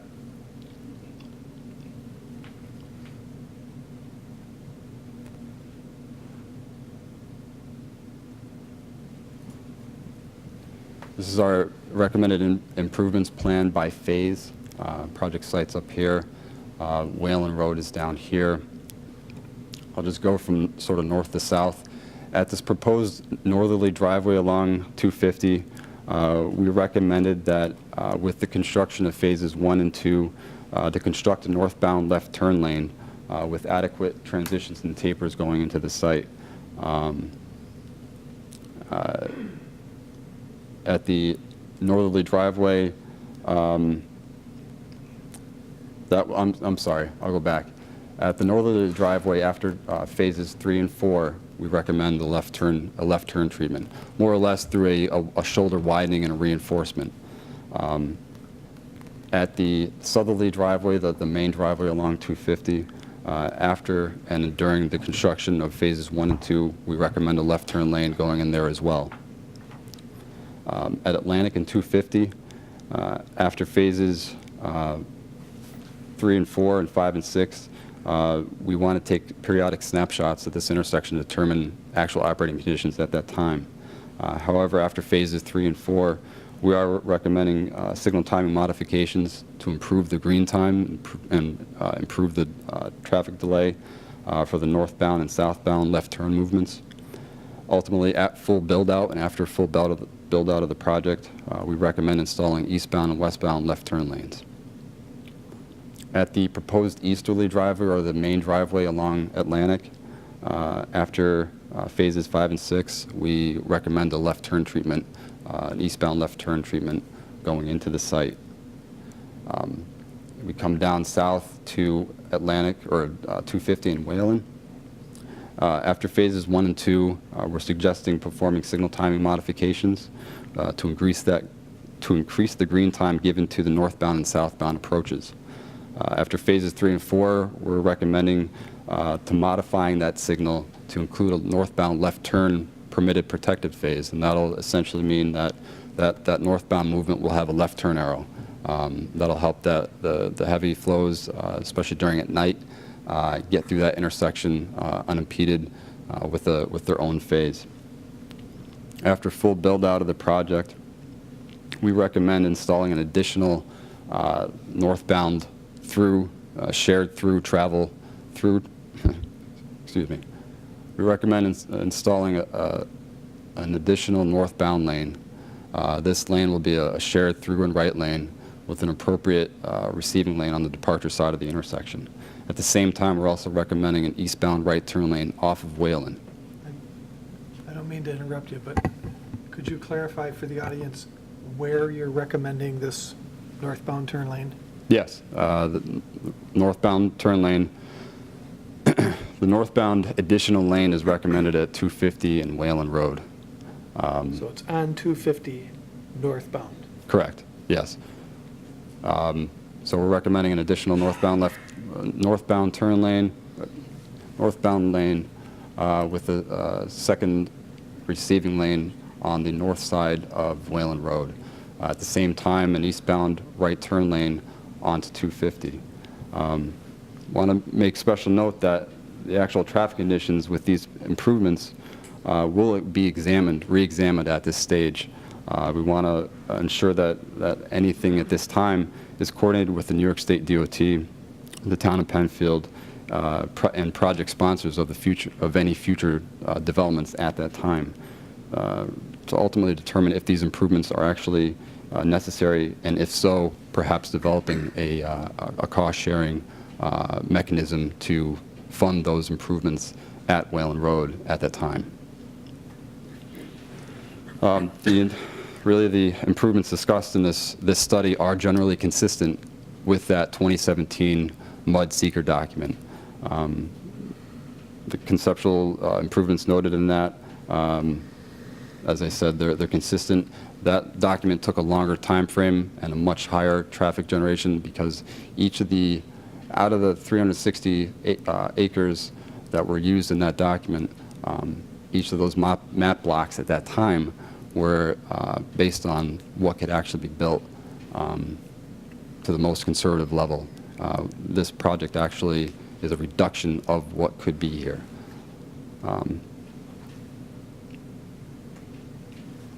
I'll say that from a parking standpoint, we did a parking analysis. There's sufficient parking on site to accommodate this project. And any transportation demand management strategies that could be used to reduce travel demand is certainly recommended and will look to be implemented through the use of bike infrastructure, bike racks, the pedestrian experience through the sidewalk system, and any potential ride sharing and ride hailing that could be used at that time. Yeah. So were any other pending developments in this immediate region taken into consideration with your traffic study, particularly Penfield Square? Actually, that one was. Yep. The only identified one was Penfield Square. Okay. So you didn't consider, you're using that 0.5 growth rate without consideration for any other mixed-use developments that may come up now that the town has adopted a mixed-use development zone? Yes, sir. Traffic studies by the guidelines that we use established by New York State DOT and even Monroe County DOT are consistent with looking at development that's either approved or under construction.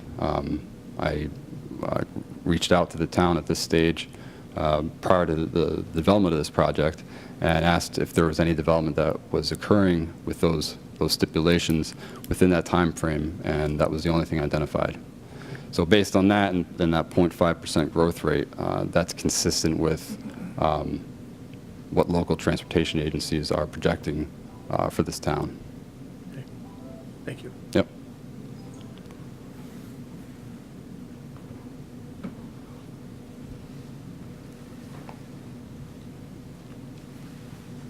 As I think I said, David will give us technical traffic information. I'd like to try to translate a little bit of that. One of the things that David pointed out to us in his work was that when he did the 2017 mixed-use district seeker traffic analysis for the town, for our particular property, he had included a volume of commercial space of 240,000 square feet. We're under 40,000 in total right now, so you know, a factor of 6 is a pretty big buffer there. Along with that, I think it's important to note we did also, you know, part of the concept of mixed use is multimodal. We did reach out to RTS early on in this process to find out whether or not there are any near-term plans for RTS service to come to the site. They have none at this point in time north of 441 in mind.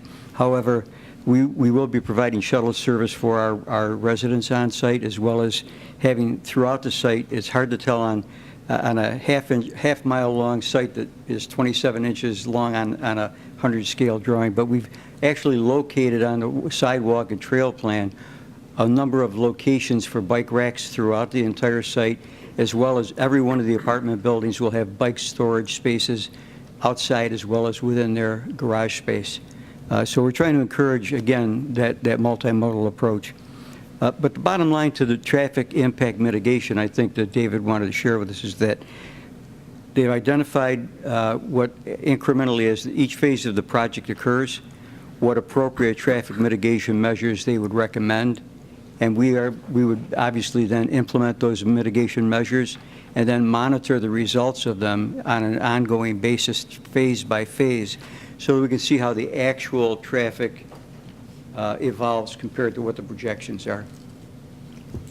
I would like to try to summarize briefly. Excuse me, Ralph, Yes, sir. Before you leave the shuttle service, you're going to contract with an organization that provides this kind of service? Is that? No, we have our own. You have your own. You're going to have these shuttle vehicles then parked on site? Yeah, on the sidewalk and trail system, there's only going to be one vehicle typically. One vehicle. For each property. So it's going to be short-term? Yes. Typically, it's on a scheduled basis. You know, people let us know when they want to do it. And on the sidewalk and trail system, we've actually identified the location for parking that vehicle at the clubhouse. Okay, thank you. So everybody's been very patient, and I appreciate that. I would like to try to summarize to put a couple of things in context. When we looked at the development intensity in terms of what the goals of the mixed-use development ordinance and manual are, we concluded that our total density for both properties, contrasted to the maximum development potential from the ordinance and the manual, is only 60% of the maximum that the current ordinance as written and the manual would allow. In addition, we've got an 48% average open space throughout in the aggregate. I know a number of the public comments we heard before was the project's too large and why does it have to be this big? It's a balancing act between, we've been working on the project for 8 years, and we've gone through the iterations of multiple versions of the manual with the town and the committees, and we're trying to, as much as possible, match the goals of the manual and the ordinance with the physical design. The motive for doing development is obviously to have a profit. So we're trying to match up the goals with the extensive trail system and sidewalks on both sides of the street, the off-site improvements that we'll be doing to the sanitary sewer system to correct some problems that exist in the municipal system today, the off-site traffic impact mitigation measures, and all of the other amenities that we intend to do. It's not, someone asked whether or not this is an incentive zoning application, and it is not. However, we are doing on-site and off-site amenities that are to the benefit of the general community, and it's on a voluntary basis, so we're not trying to max out the number of units on either or both of the sites to go to the actual maximum allowed by the code today.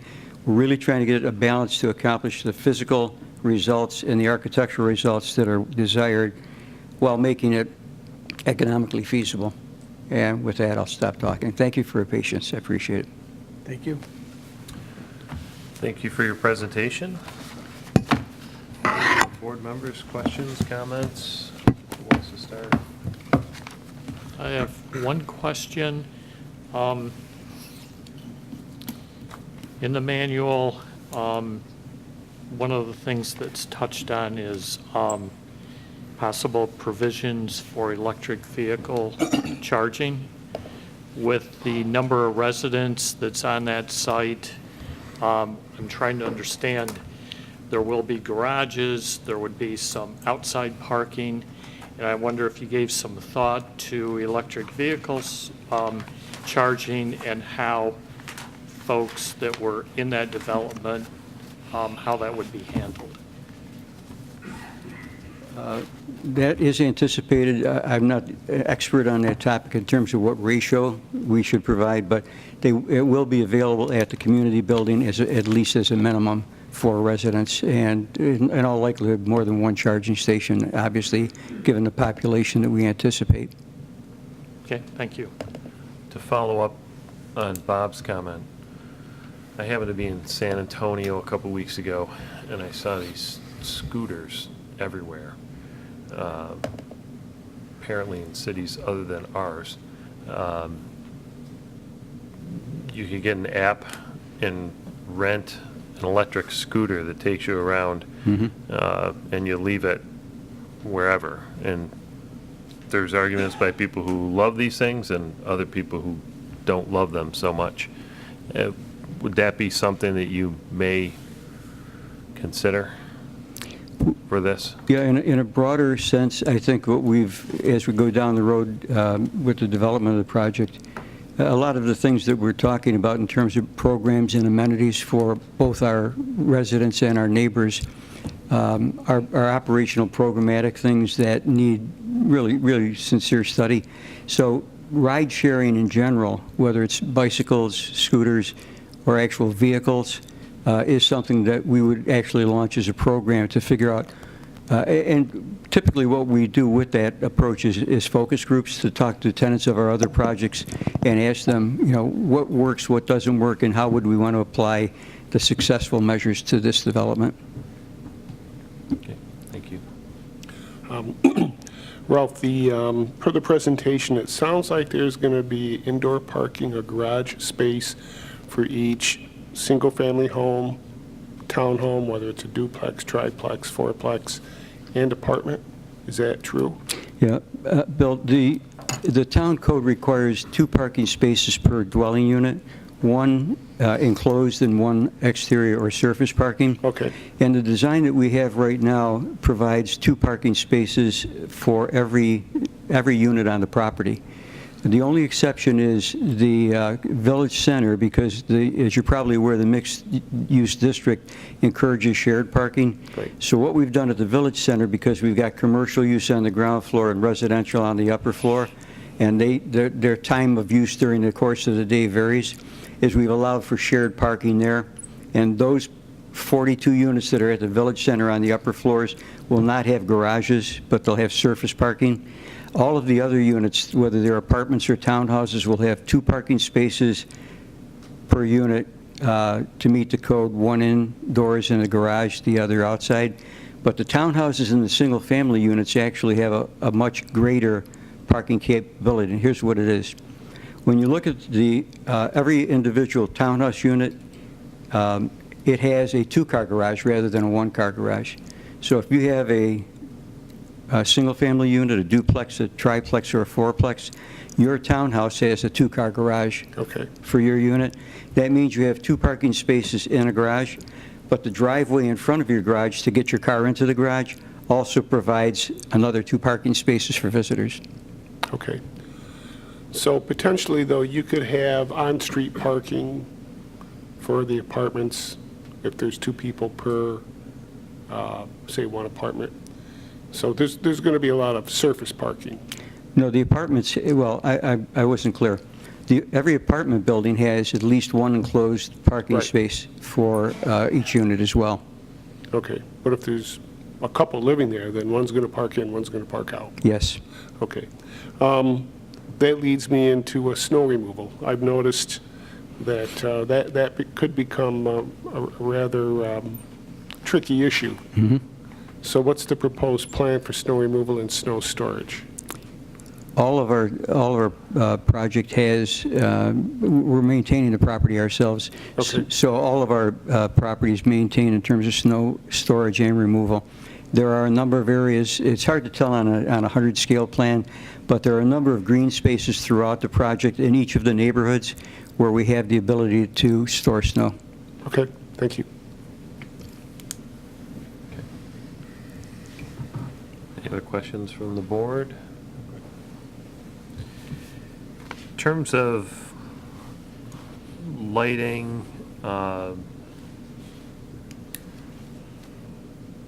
typical traffic flow, lights on all night long, dusk to dawn, what type of impact do you think that'll have? Can you comment on that? If I could get clarification on that, I assume you're not referring to the residential lighting? No, street lighting. Okay. I don't think we've gotten to that point yet, but I would imagine that it will be dusk to dawn. Okay. In terms of the street lighting. The commercial lighting will be similarly.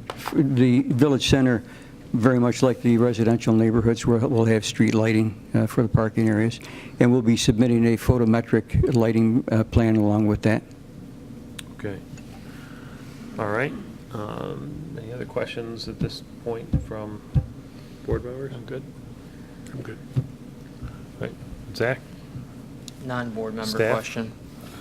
Just going through the responses to your PRC comments, and one thing you mentioned in the presentation, long ago I walked this area as we were doing the mixed-use project, creating the zoning district. Walking through there, that orchard you referenced towards the northern end of the property, I know it's been around for quite some time. And one thing I'd consider for your side of this is just doing some sort of survey of those trees for their ultimate health, see if it's worth keeping them, or if it's better off doing a replanting of that area, just looking at that.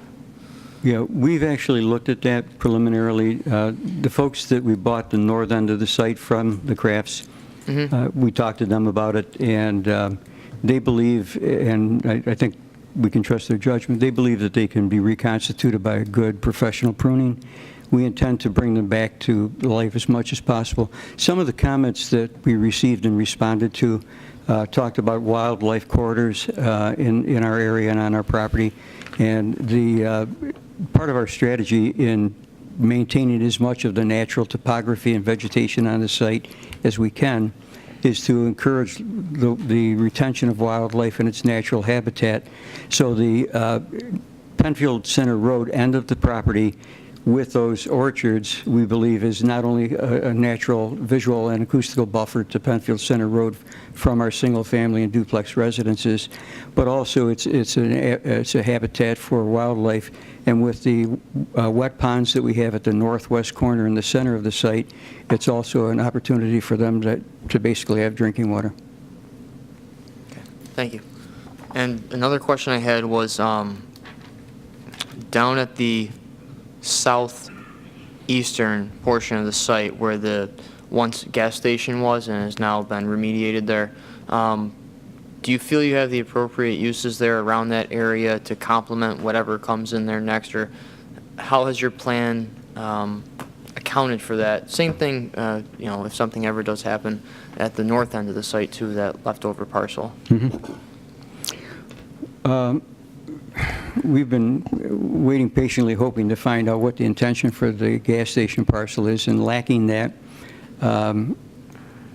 I guess our sense is we don't want to let the tail wag the dog. What we think is appropriate is to show the general public the most appropriate face of what our community is all about, and in particular identifying single-family detached housing, which I know a number of our neighbors would like to see. We'd like to put that face out in as public a fashion as we can. So we've identified some single-family or located single-family, both on 250 and on Atlantic, close to that site. Anticipating that, well, let me, if I can, go into one of the comments we received was, why not take some of the eastern vertical mixed-use buildings and shift them to the Atlantic entrance? The reason for that is because the clustering that we've done of those vertical mixed-use buildings is necessary for the kind of synergy and hamlet concept that's promoted in the mixed-use district. But along with that, were we to relocate those, not only will we diminish that sense of place and synergy, but would also then put the townhouses on the north side of the Atlantic access face-to-face with those parking spaces, and any townhouses east of them would be looking at their parking. So we're trying to keep the, actually, if you look at the neighborhood plan, we've identified that the village center and the community center, and we should have actually shown that 8-acre open space to the northwest as all one neighborhood, because that's the concept. We really think that the village center, the community building, and the 8-acre open space, recreational space should all have synergy with one another for the general public as well as our residents. Thank you. Okay. I'd like to open discussion up to the audience right now. And our first person would be Barbara Konish-Corbett.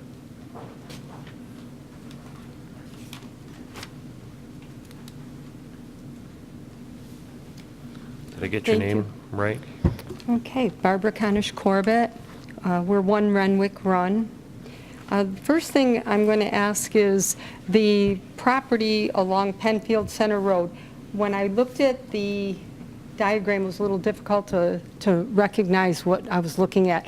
There looks like there's a horseshoe, and there was 8 private family dwellings there, if that's correct? Like it would be the closest development piece towards Penfield Center Road. To Penfield Center Road? 8 houses. How close to the road are they? They appear to be 600 feet? 600. No, 6. Sure. Ralph, do you have a? I was just going to give you a dimension. 1 inch. Okay. 1 inch equals 100.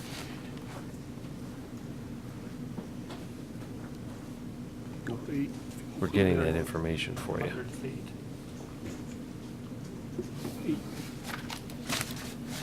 The closest, the ones that are referring to is this group of buildings here? Correct.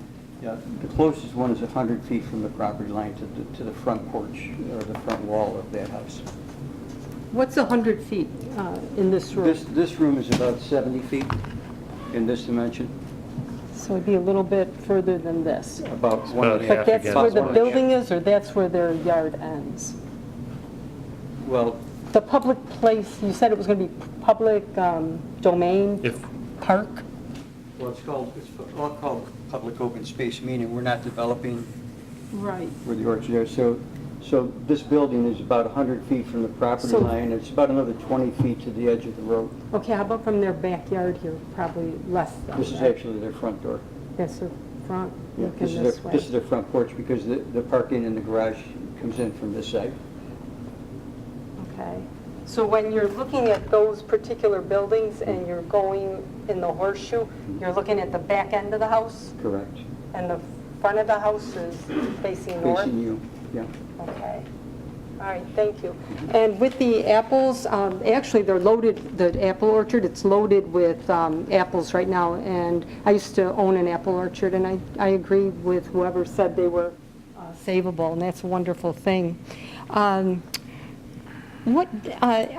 read our previous plans, I read our master plan, our vision plan, I read the whole works. I ran into this word, I don't know what it is. What is agribusiness, A-G-R-I business? You want me to put it in a sentence as I read it? Sure. Okay. It said, the hamlet concept at 250 Sweet Corners Road area emphasizes creating a node of development largely focused on agribusiness with some potential for niche retail or hamlet-style housing mixed in. This sounds like it's the whole, Where did you read that from? that was in our previous plans and studies from 2009. Was that from the comprehensive plan? Is that what you're referring to? Could be. I just took the title, Previous Plans and Studies. It was on the same profile pages, Community Profile, Comprehensive Plans, Community Vision, Future Land Use. Okay, so from the comprehensive plan, yes. What does agribusiness mean? In that context, In our concept from 2009. in that context, it Penfield- would have been something similar to, it's a blend of like Wickham Farms is today, where they have a business supported by agriculture, you know, growing crops, apple picking, growing corn, so on and so forth. Okay. That's your first thing that usually comes to your mind when you think agribusiness. I would too. Usually markets. Okay, how does this fit that? Because this came secondary. It said some potential for niche retail and/or hamlet-style housing mixed in. I'm not seeing so much of the other Without part. looking exactly at the document, I can't answer that directly, but I can tell you that the document did call for 4 different areas to be examined for mixed-use development, and this was the first and foremost in that area. It's shown in the comprehensive plan, and that's why this area was chosen for mixed-use development eventually, which took us since the comprehensive plan till last year to work through that process. Okay, because it didn't look like it fit to me, according to our Penfield There's a guidelines, map in yeah. the document that does show you a portrayal of those target areas for mixed use to be studied eventually, and that's what took place over the last 10 years. Okay, thanks, I appreciate that. And it says also that the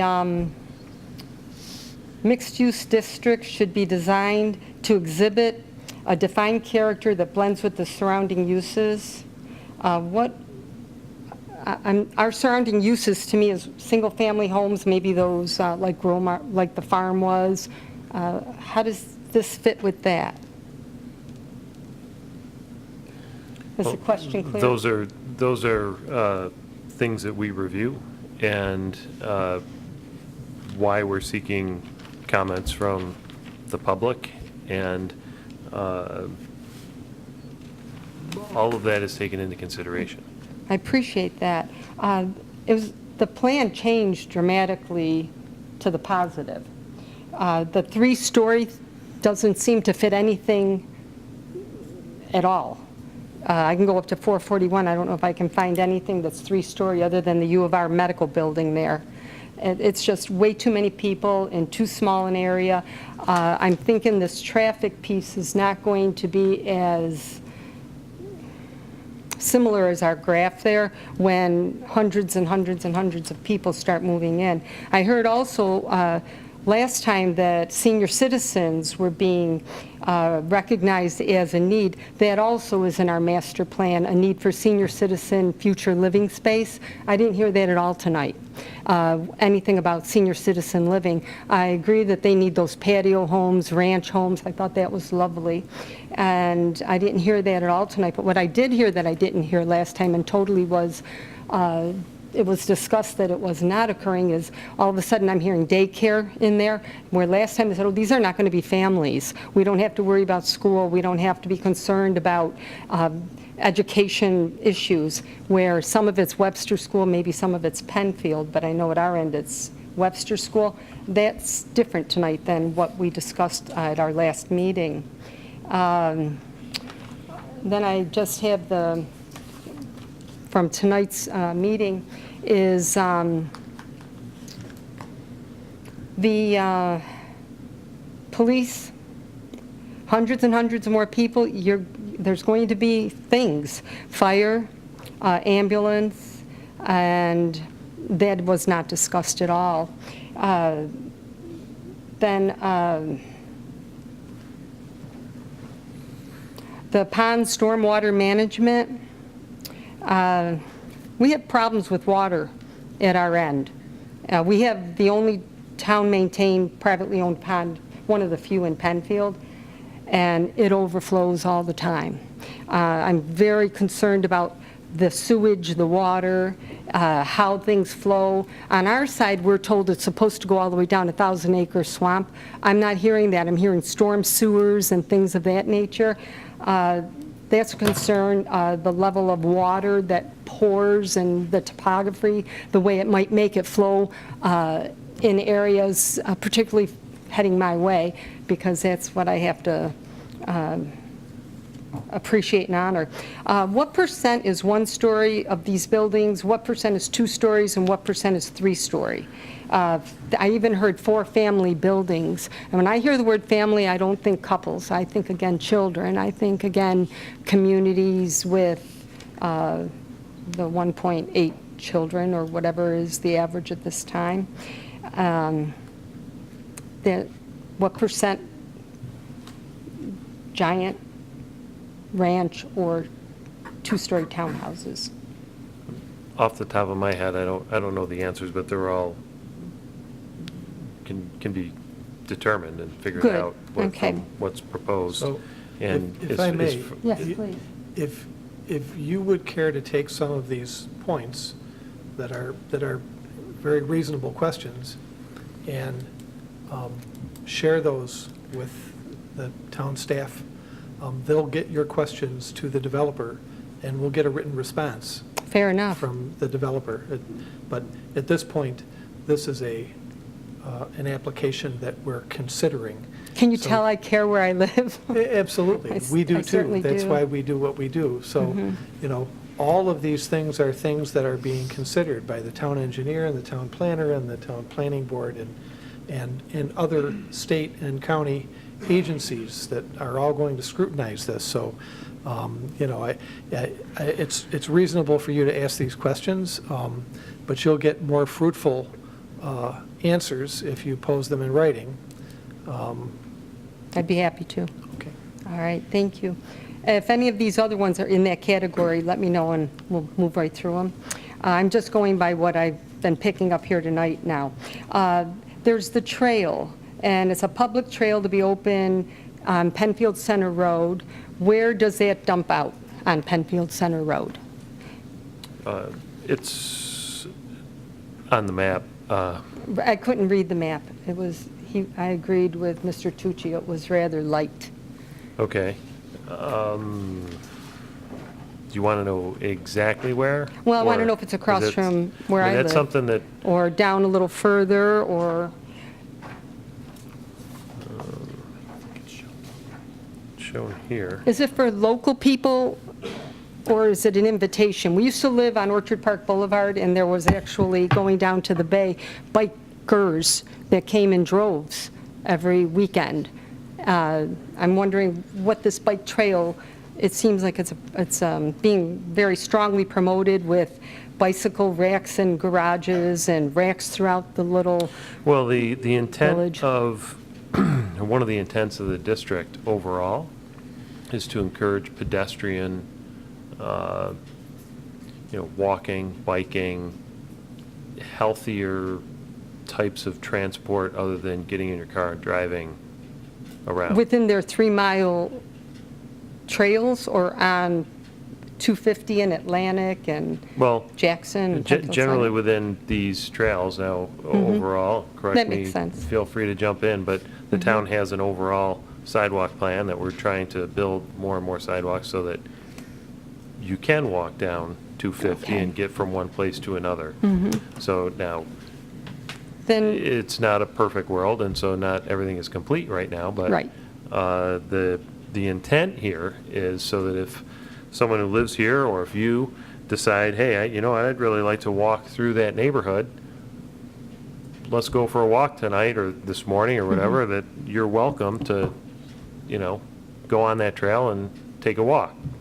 So and this is just a question and it's a concern, will people be able to drive in who want to take a nice bicycle ride through there, maybe scoot over to Veterans Park and park on Penfield Center Road? Leave their car there, unhook their bikes and go take a bike ride? It would not be a trailhead, no. It wouldn't be a trailhead. As in, you wouldn't see parking available where the trail access is coming out to Penfield Center What about Road. like on-street parking, like leave your car on our... Without any street signs being installed along the road to say no parking, we can't stop people from pulling over on the shoulder because, say, there was an emergency That's what I'm situation. talking about. Okay, without any signage, that we cannot prevent anyone from pulling over on the shoulder. It Okay. has to be signed for that. All right, Zach, thank you. Mhm. And is there going to be any raising of land that would increase the building height? Is there going to be changing to the topography? There will be grading. The extent of that is still to be determined, but Okay. my guess is that there's not extensive raising of land. Okay. But again, that's, this is still a sketch plan. Good. So not all those details have been worked out. I would wager that based on the thoroughness of the presentation tonight, more details have been worked out than we normally see in a sketch plan. That said, it is a sketch plan. So frankly, to expect those details already goes against the nature of the sketch plan. Okay, I don't understand a sketch Well, plan the enough, but I sketch do plan now. Thanks, is that's good more enough. of an informal look, and it's not an official application, so they're not actually seeking approval tonight. They're providing an idea, a concept, and it's the second time they've come through based on the comments that everyone generated from the last time. So they made changes Yes, based they on did. those comments. And the next step is provide them with more comments based on tonight's presentation, and then they decide, okay, we want to come through with an actual preliminary final application that we want to get approved so that we could build this. Okay. And that'll be another evening similar to this. Understood. Well, I guess we'll all look forward to it. Thank you, everyone. Before you run, you said something earlier about how you were pleased to see some of the changes in the plan. I think it's important for the audience to know that several of those changes were made as a direct result of comments that were recorded at previous public hearings and then shared with the developer in writing. And he in turn collected his team. And then to address those concerns, they made these changes. So, your comments are very welcome and they're bearing fruit. Thank you, Jim. And I did notice that, the changes, and we took note of them immediately. All right, thanks, everybody. Thank you.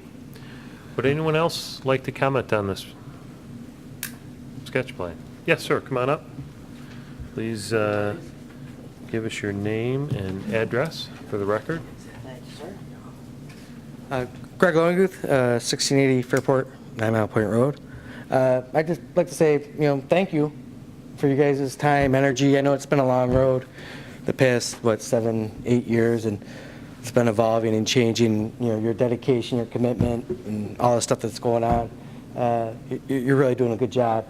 And you can see the responses and the changes that they've made, because when I look at the project, you have a blank canvas to work with, which is probably pretty rare in a lot of cases.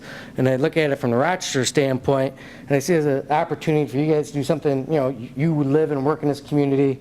It's an opportunity for them to do something really unique and special to Rochester that we don't really have. You might see it in other states and other places, but I think, through the time, energy, and your efforts and listening to the community, we're kind of pulling something together that I think is really unique, where, we are having housing, we are having some restaurants. I kind of think of it as a Rochester correlation of, taking something that's on East Ave, Park Ave area, moving it out a little bit and making it nicer, and a little more modern, a little more updated, and trying to address the things that we're looking for. And I think we're getting there. We're getting pretty close, if not already there, and just tweaking things here and there. So kudos to you guys and to the board and everybody else and all the work that you guys are doing. Just some general questions. The numbers flowing around, I was just kind of curious in terms of number of units. It sounds like they're around like 350, 400 something units. Is that roughly? I'm just curious. I don't necessarily want to answer right away, but Yeah, there, on the west site, there are 509 total units. Okay. And on the east site, which is 5 years away, is 240. Okay, just get an idea. And then ownership-wise, it was most of it's rentals, right? It's all market rate rental. Market rate rental, okay. And then, I was just curious about that gazebo area in the center. I was looking at the map because it was kind of hard to see, and I haven't really seen it until tonight. About how large is that gazebo area, would you think? A half acre? It's 7,000 square feet, and to kind of put it in context, this room is about 3,000 square feet. You said 7,000? Yeah. Okay. Because that's the one thing that I was maybe thinking of, just kind of looking at parking. I get the idea from a landscaping standpoint, of wrapping the cars inside, but also from a community flow standpoint, maybe putting fewer cars on the inside possibly, instead of maybe in that one area on the map. I see you have parallel parking, and I get why we were doing it, but maybe also consider more of a traditional, some vertical slots to maybe make that gazebo area a little larger and a little bit more user, community friendly. People can go out for lunch or whatever, and just some picnic tables or whatever in that spot. Maybe throw in a water feature or something.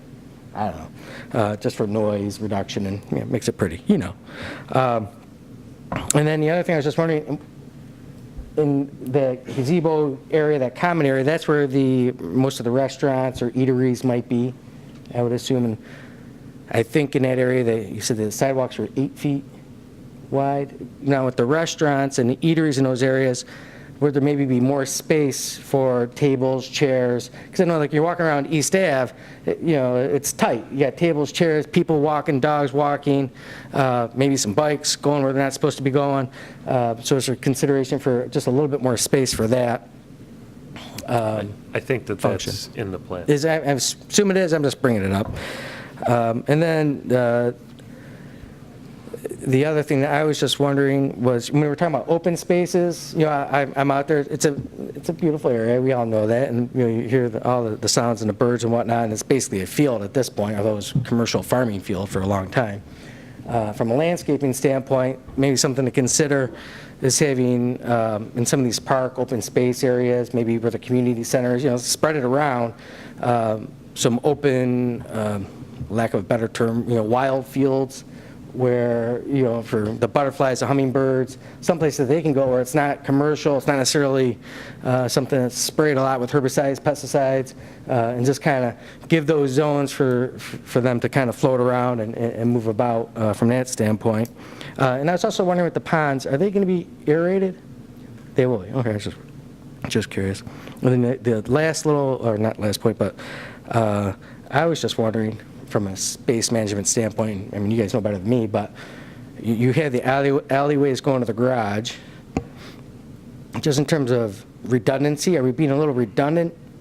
Maybe it would be easier to bring the garages forward a little bit, maybe a little bit more of a traditional look. I mean, the idea of being behind looks sharp, I get that. But in terms of pavement and space, if you minimize the back alleyways, we gain a little bit more. I don't know, but food for thought. And then the other little point was, in terms of your ideas or timelines for starting the phase one, are you thinking next year to start digging? And would it basically, phase one, if you're looking at a 4 or 5 year time frame, phase one would basically be kind of wrapped up in about a year, or would it take a little bit longer because of the infrastructure? Excuse me, sir. You really need to address your okay. questions to the board. Yeah. So if you have some questions for the board, or like we just said, if you'd like to pose some questions in writing, then town staff will get those questions to the developer. But this is really not the proper venue for a dialogue between No, I you got and you. the No, designer. I'm just curious. It's just a food for thought type I of thing. understand, good questions, good questions. And then you're just on the flip side has there been any contact with the Webster School District, just so they have a heads up? Yeah, okay. And this is basically a privatized sewer district for those other areas that are outside. And I know it's kind of outside the scope of this project, but any thoughts or what might happen from a sewer standpoint in that Atlantic Ave 250 area? That's something our town engineer is currently looking You're at. looking at that? Okay, just food for thought. But, otherwise, I think you're doing a great job, everybody. I mean, I think we're really, really close for something unique, a capstone of the area that will have a point of distinction. So nice work. Thank you. Thank you. Anyone else in the audience like to comment on this sketch plan? Okay, any other comments from the board members? No? All set? Ralph, team, nice job. If you have any final closing comments, you're welcome. If not, we can... Will we be receiving an opportunity to talk at a workshop, or shall we just wait to get written comments? Last Can time you when we had repeat the sketch that? plan hearing, we followed up with the board with a workshop. Will the board be reviewing? Do you want us to attend a workshop after this, as we did previously? You're welcome to. We will reconvene probably. We won't have a letter together or cover all the points. We'll probably get much more into the discussion about this at our work session on the 27th One of the, of this month. 3 Thursdays. As always, 7th. everyone is welcome to attend those. And sometimes we ask questions that we want answers to. You bet. During those. I'm sure work our sessions. team is taking good notes tonight, as we did last time, so we'll be working on answers to the comments we received. And if anybody wants to send them to Zach and he can forward them to us, that'd be helpful as well. Thank you very much, everybody. Thank you. Thank you. Very nice presentation, and Thank you. it's the first time we did this multimedia thing, so nice. There was not many hiccups. It helped. It helped a lot. Call it close. All right, we'll call this sketch plan and hearing closed. Thank you, everyone, for coming. Okay.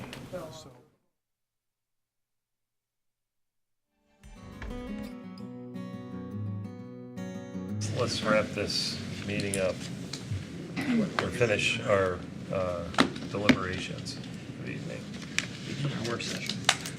Reconvene our work session in 5, 4. He's probably already on. I'm sure he's on.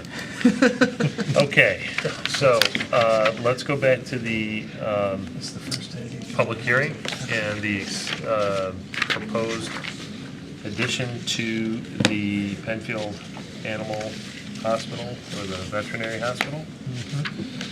Any deal breakers anybody can think up? No? There was one thing I noticed, and it's a minor detail, but around the dumpster enclosure, they specified an 8-foot fence. No, he said they're gonna take it I think back. that's gonna be a To 6 six, no, I know they foot. talked about the other fence. No, they're going gonna from 8 to revise that 6. one too. But they're gonna, okay, so, that's the only thing I had. Yeah, otherwise they need a variance. Right.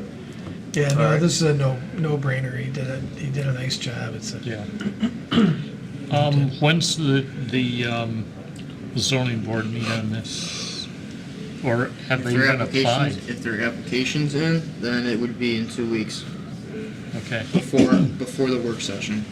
And that's For for the this side board's next setback? work session. For the side setback variance. Yep. Yeah, yes. It'd be on the I haven't 20th. seen an agenda yet for the zoning boards. Okay. So you wanna, Should we move at this point just to table? Table and pending prepare. a preparation of a Yeah, approval resolution, draft resolution? pending approval. do we also want to send a memo to the zoning board letting them know that we consider this favorably? It's It's up to you guys. I don't know if it's necessarily I don't need know it if for it's, this yeah, application. if it's necessary. But Well, if you feel you'd like to offer a letter that you're not opposed to the requested area variance, we can send that. Doesn't matter to me. Yeah, we could put that in there, that we have no opposition. I can also do that and Yeah. copy the board and on the tabling resolution too. I'll put that as an item in there. What do you think, Doug? That works. Oh, Doug, you're here. Okay. All right. Doug's got so something to let's- say. I move for the tabling resolution as we discussed, and All right, a note preparation. to zoning board that we have no issues with the requested setback variance. Okay, and we'll begin preparing an approval resolution for your consideration at the work session. Vote. Or I'll second. seconds. I'll second. Question? Hetzke. Aye. Bastian. Aye. Dorchin. Aye. Canower. Aye. Okay. And tonight's Now the- featured item. Sketch plan. Anybody have, I think we need to review this a bit. I agree. Any initial thoughts before we leave on a sketch plan letter? Because it's still in sketch, I don't, other than reviewing the new material that we have, and the only thing that I might suggest that we send to the applicant is to give us a summary of changes from the original preliminary sketch plan to the current sketch plan. I think there are a lot of things that happened here with respect to density, size, height, commercial space, ingress and egress, the traffic impact statement. I think it would be good for the public record to have a document that itemizes those things. We can certainly get that before and in advance of the work session when you discuss the sketch letter and the contents of that. That's a good idea. And the the responses that we got from the applicant to this large array of comments that they received from various entities to me, has the flavor of the factors for consideration, where somebody else is kind of stating how it's being addressed rather than, the board doing that. So I guess my question for staff is, will you guys, vet each one of the responses that you got for our benefit so that we know that the responses are appropriate? I mean, it's one thing. Yes. I did read through Yes, his we will. comments, but reading them through in a 45-minute No, sit you need down time on that. versus sitting down with the plans and looking at all the comments and what they're, that's kind of a different thing. I think also to your point about the summary of changes from sketch plan 1 to sketch plan 2, along with those responses in hand, will help picture those responses a little bit better. But yes, we will vet all of those responses because, 2 of them alone were the PRC comments, 2 memos, the original memo from sketch 1 and the memo for this sketch plan, along with public testimony from the public hearing, as well as public comments that were received in writing, and to the board's questions during the public hearing as well. So there are a series of comments, both verbal and written, that they responded to in there. But we will review all of them and get clarification on any that we need before you meet again. Yeah, and then maybe just, a memo to the board so that Yes. if there's something that one of you two, questions a response that you got, we have an understanding of what that is, Yeah. Because, For sure. One of the odd things to me about this is, we're conducting public hearings in part to allow the public to participate in this process. And the sending of questions and comments and the receipt back of responses kind of circumvents the public participation process. You know, nobody from the general public, you know, sees all of those in one contextual document. Well, all the documents are available to the public. But, And you know, and specifically, we just got those responses, so. Yeah, so to you know, it's anyone who just- is watching this, who rewatches this video and still has questions from tonight, I would encourage them to reach out to us, especially if they've contacted us before, to ask if the applicant has provided written responses to their comments, and we will gladly provide those to them, so they can see them as well. I know there's a couple names are identified because they were in writing in those responses, but then in general, the ones that were given verbally in the public hearing were just as a, only labeled as from the public. They did not identify that person in their name. So again, for the public, they're always welcome to reach out and obtain that through our FOIL process so that they can see what the responses were, if they're still curious about that, or if they weren't answered tonight.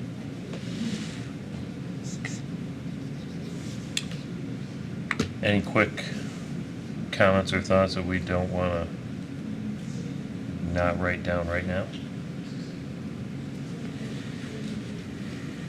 Or is it a little... That was like information via fire hose. Yeah, it was.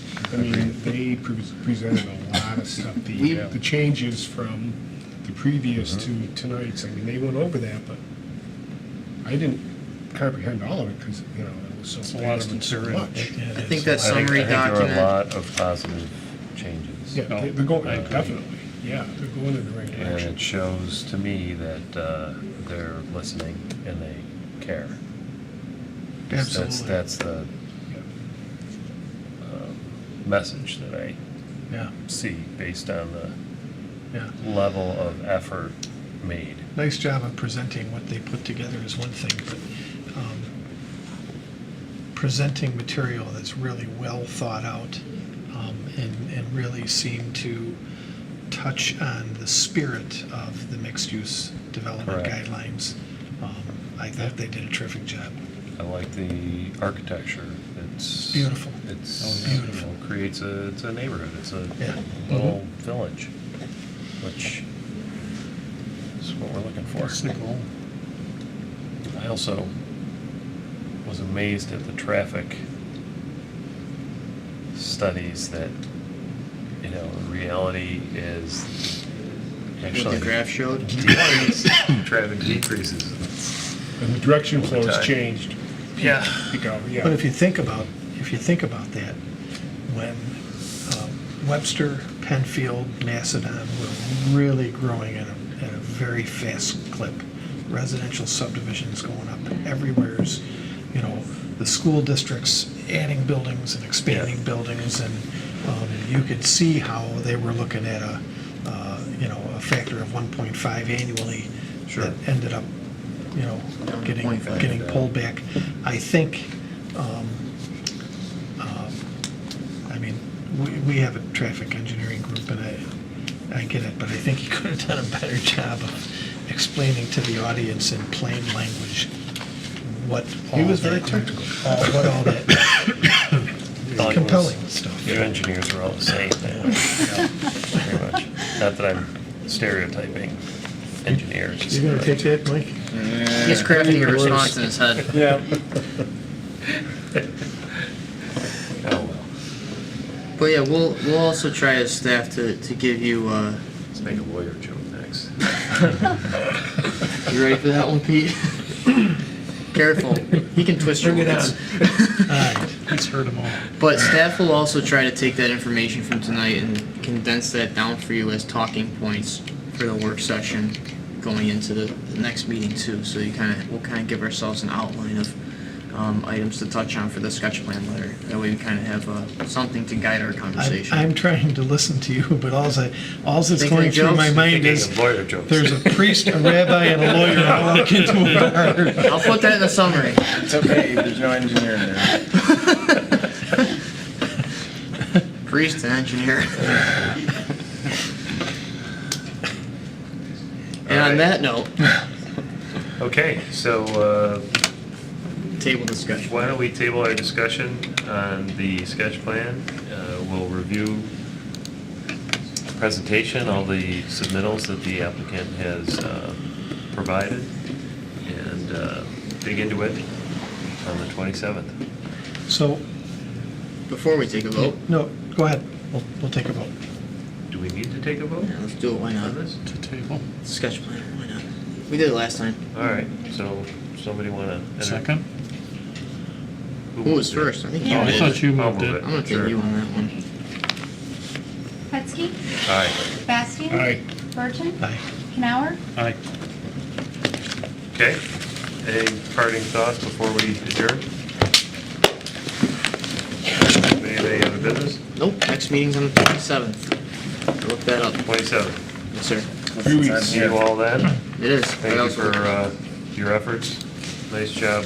So Zach. Town staff putting this whole media extravaganza together. Well worth it. Second projector and second screen. I'm proud of us. We get these large projects, We will adjourn. and